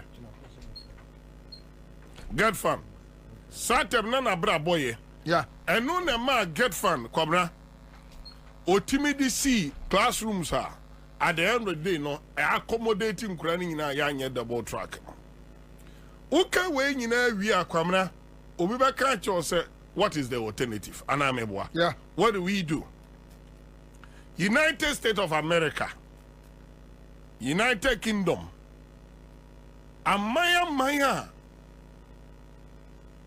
omo no say omuka say even omo support to education Kwabena enya nkura nyina na betimi akotena boarding school say bi mko school ba fie besua fie nyansa enti community day school no Kwabena say His Excellency John Dramani Mahama was solution kese ba ko pa opeso de solve problem na and then say odu adujama community a how busy kroni ye Kwabena compared to before 2016 adujama yeah that you know yeah now kura na da ho a na campus and school on kura 300 suddenly and kola because of e-blog no I attach headmaster assistant headmaster and teachers bangaro no Kwabena amakro na ye bizarre and over 2,000 kids e school mo no ma dodo na mko school no man say ye den abafie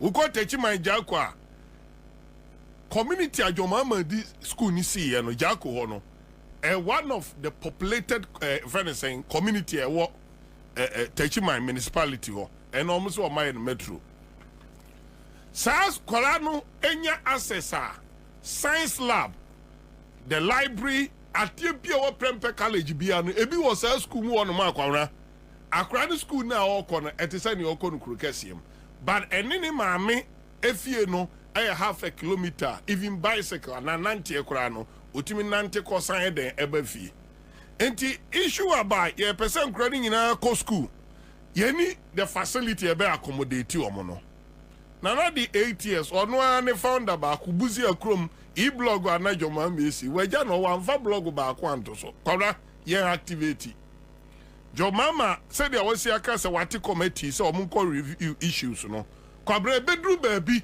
na sie nyina agitum say yam block this particular way revenue way na focus on education Ghana for nyina mu situation na say the city obia ntwa free school num but Kwabena you can't take PTA from current educational way no yeah, that one is clear others say benefit I mean mission schools no me back Anglican school ubetua na nia me ya ne say minister na okotra UTV ni Accra FM ka say yama free education no me ni ko PTA school mu ono ma otua PTA no 400 na me suma tua na MCE atua na CEO na tua ni e deceive the public no because all together na finebe so no na ma contribute to more than 1,000 Ghana cedis. So right now the issue is that one PTA for MWA omodi aboa eye on my way education over the years.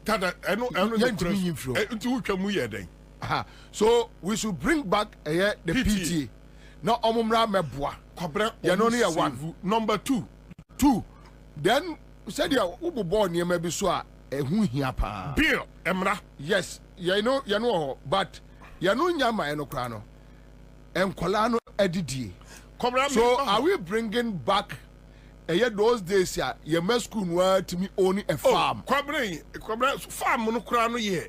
O farm no kra no ye a chiri nkomo. Ma me nchiro ne e cost to Ghana kese. Transport and the crowd no e buffer stock. Buffer stock ne suppliers in them no. And discount no do. Crowd no nti na nkra ni nidi ye. Simple. obi supply Techiman Senior High School and cut any beans. Uni baby odi free ba. Odi free Cape Coast. Na mpoano ye don katie. Mpoano. Miwa ehwaro ne ye don katie. Tepi open katie market kesia. Eya bofuo edi Techiman. Yeah. Upe bro market kesia. Eya tebubu. Eya dwira enkransa abofuo ni Techiman. Edi kwabre. Edi kan krese obi de ka afa bro any beans every Cape Coast or neighbor Techiman. Adaya ya man contract or your party ni into one supply no cobra the cost of over beans every Techiman jom Edia ko Techiman Senior High School over bro every Techiman jom Odia kura dia ko Sampa Senior High School and it's a over bro Edia free Cape Coast Edia ba tebubu baby nani man says the biggest maize farm in Ghana. The biggest maize farm in Ghana. Ewa tebubu. And then now cause all these expenditures uja until let's reverse the feeding of the children or back to the bursars, the PTAs, the headmasters, the headmistresses near there, you know. Now Omo am cost effective, you know, purchasing.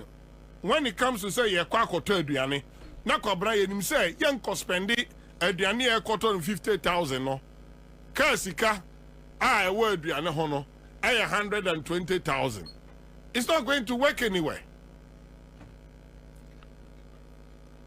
It's not going to work anywhere, my brother. Intermediate. Beside that, you know, planting for food and job. Me kai se kani mi school, na school no our garden. School ni wa garden ya ye nyina ye kom. Eto da ye twa bro. Eto da ye twa bode. School na nkasa timi do enya beans. Na kwabra eto da ya kwa akoton wa abontimpo. Etidie na si kwan se kwabra. Ye focus on agriculture. Ansah no ebi da adwira ukuro mu mampon kwan so ebi da ho yeah Ansah no ho no ma yen declare state of emergency when it comes to feeding of the children. So which means ayese enimanimu ya no Jomama administration no etimi get aban involved in farming be feeding koda no simple.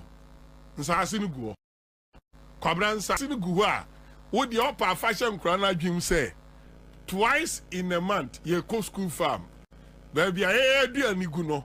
Ye kwakonya the farming experience. Unim said Natural Resources University na Tamas again. Yeah. Sunyane. Udu level 300 ayo programs ni bi won ma. Continuous 2 weeks. Oko forest mko sunyade. Continue 2 weeks. A map and kranu esua practical education so ye dey. Eka ho. So Kunadu AJ just sent in the message. Bobie, Presec boys in Legon. That's the first year students are paying 2,000 Ghana cedis each for water, electricity, maintenance, and bed bags. Kabra oba person that diaper ma. Kora me ma another Sonkronsu. Me ma Sonkronsu bill. Tio me ma proper information. Drew baby a discrimination kra sen akoso. Yeah. So papa nsam ni bia edantom na abeda. O papa nsam wo bia yetimi ka kire mu say ye kwa ko maintain sa facility we. O beto fine. Also o beto we. Eman kra no ye gigi sika e de ye nkra ni bia brabo ye. Nti kwa nkra ni bi ye VIP na bi mu so ye saito. Because o papa enye den enibi. Ansah tie nyina anyepe. Nti kora mi hunu ni esi kwan say John no a starting year say yenko hia. Say no PTA for Charles for say no mu prison. Adenti omo the small boy bi akotena campus was say we free education coordinators then. And on to senior high school ho. Enti omo any sa buffer stock ne suppliers no and e bo my way kro no kwabra. One more say your mama pon mu free senior high schools no wini mo edikan sankrofo no Goro boys. The party activist. And I got on money conconsafwa.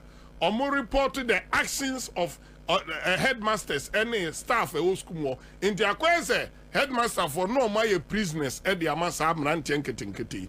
And on not to Udi agrokra no yin kura ni bia sa de atwe nanu maka ho because on sika ekudi no. Kobra sika e de ama busy internet. Dr. Duchum. Yeah. Akwala ba ku dream sister Ghana city say you provide internet emomo. No win say you provide the internet. Kora sister Ghana city per head. No be a cancer Dr. Duchum. Mentua sika yo na services no omo provide mentua kobra we tua sika no. Amo ma chadio with no work done. Because PTS na work Ghana ha nyina no school bin kire me. School are now be send back kwa na ne ba no access to internet. Ya count on kura na kobra school back nkura send the wom. So you can imagine enti wasting kwa aban we na oye no. Se kika say sika no bom. Na jo mama efokoso get fund the emfa. Kobra nti na make say yenya dedicated funding na bill. Abata chile say no ne ye free SHS no. Yede boho banya cobra enye feasible. But me as a parent, I be back to school ni bi. Maintenance fee ni bed bath fee. Cobra fine ya to be fine. I do both them. And so you see, okwa bonti a jitum say Kofi Ofosu cancer say free ntino free. Abua papon say free enti free. Cobra mami kan we wo sem bi awie.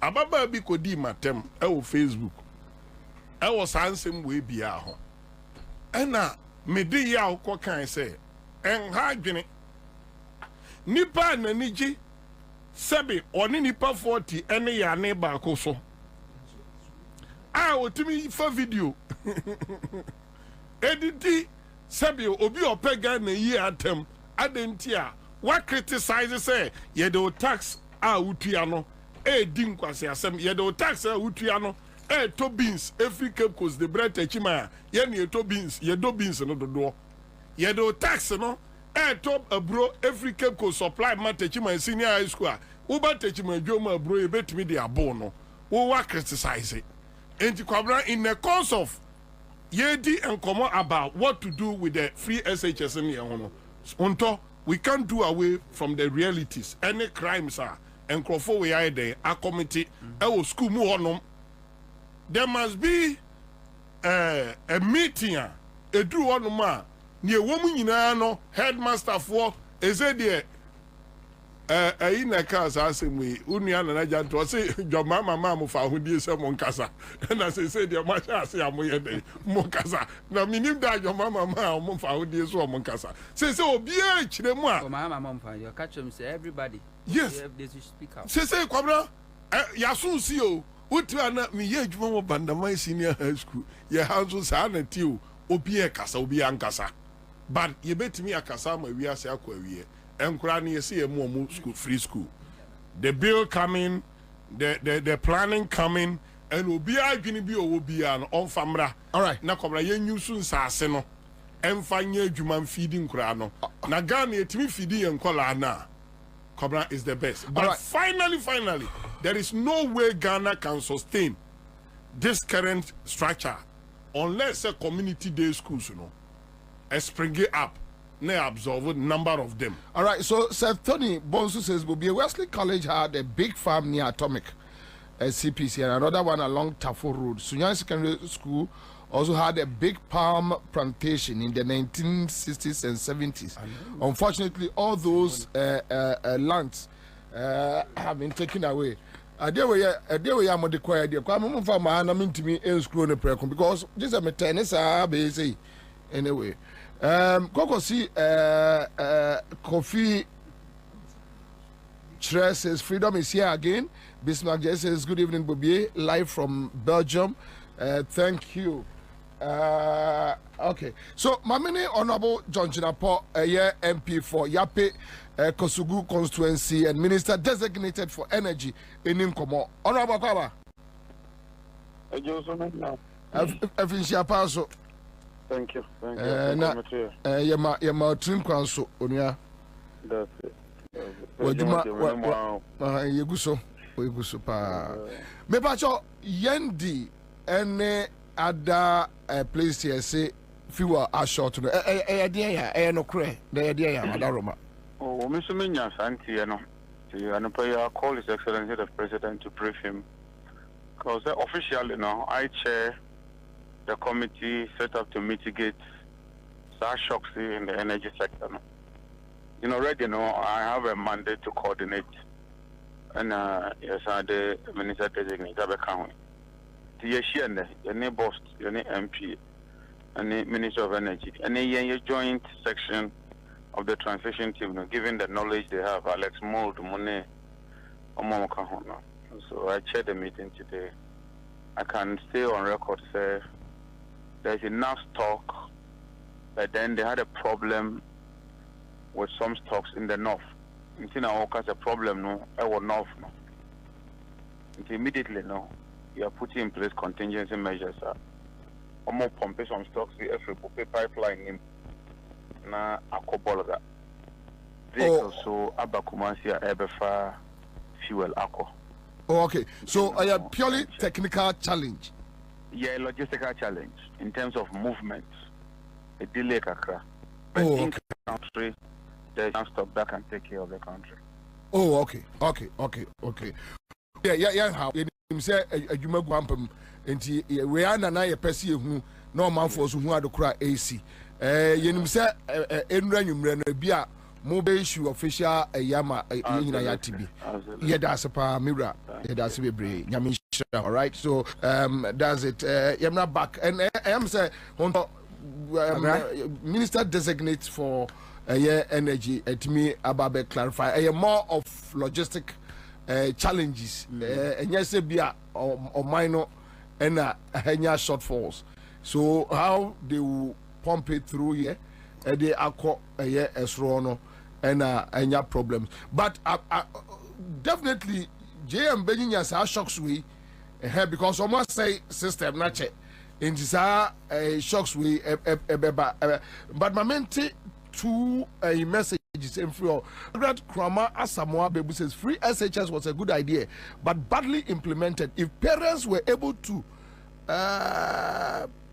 is it pay or what between 800,000 at the JHS level, can they pay at the SHS level? In fact, the government was supposed to have concentrated on the poor but willing to go to school. Okay, so all that she wants to communicate is that Nkese Omo concentrated, which Kenoforiata said the same thing, Adokufo said the same thing. Anyway, Kofi says, whenever I wake up in the morning and realize that the MPP is no more in power, I just open my mouth and say, thank you, God. All right, so this one is coming from Koko. So now Ken Farouk says, just 3 days in office and JM has shown the seriousness with which he decided to make a comeback and take our dear country out of the mess. Okay, so Ken Farouk Ali Abdul Wahab kindly remind all NDC executives to find NDC polling agents and get them employed. Okay, Richard Akwa says, Bobie, my first girl went to Archbishop Porter Girls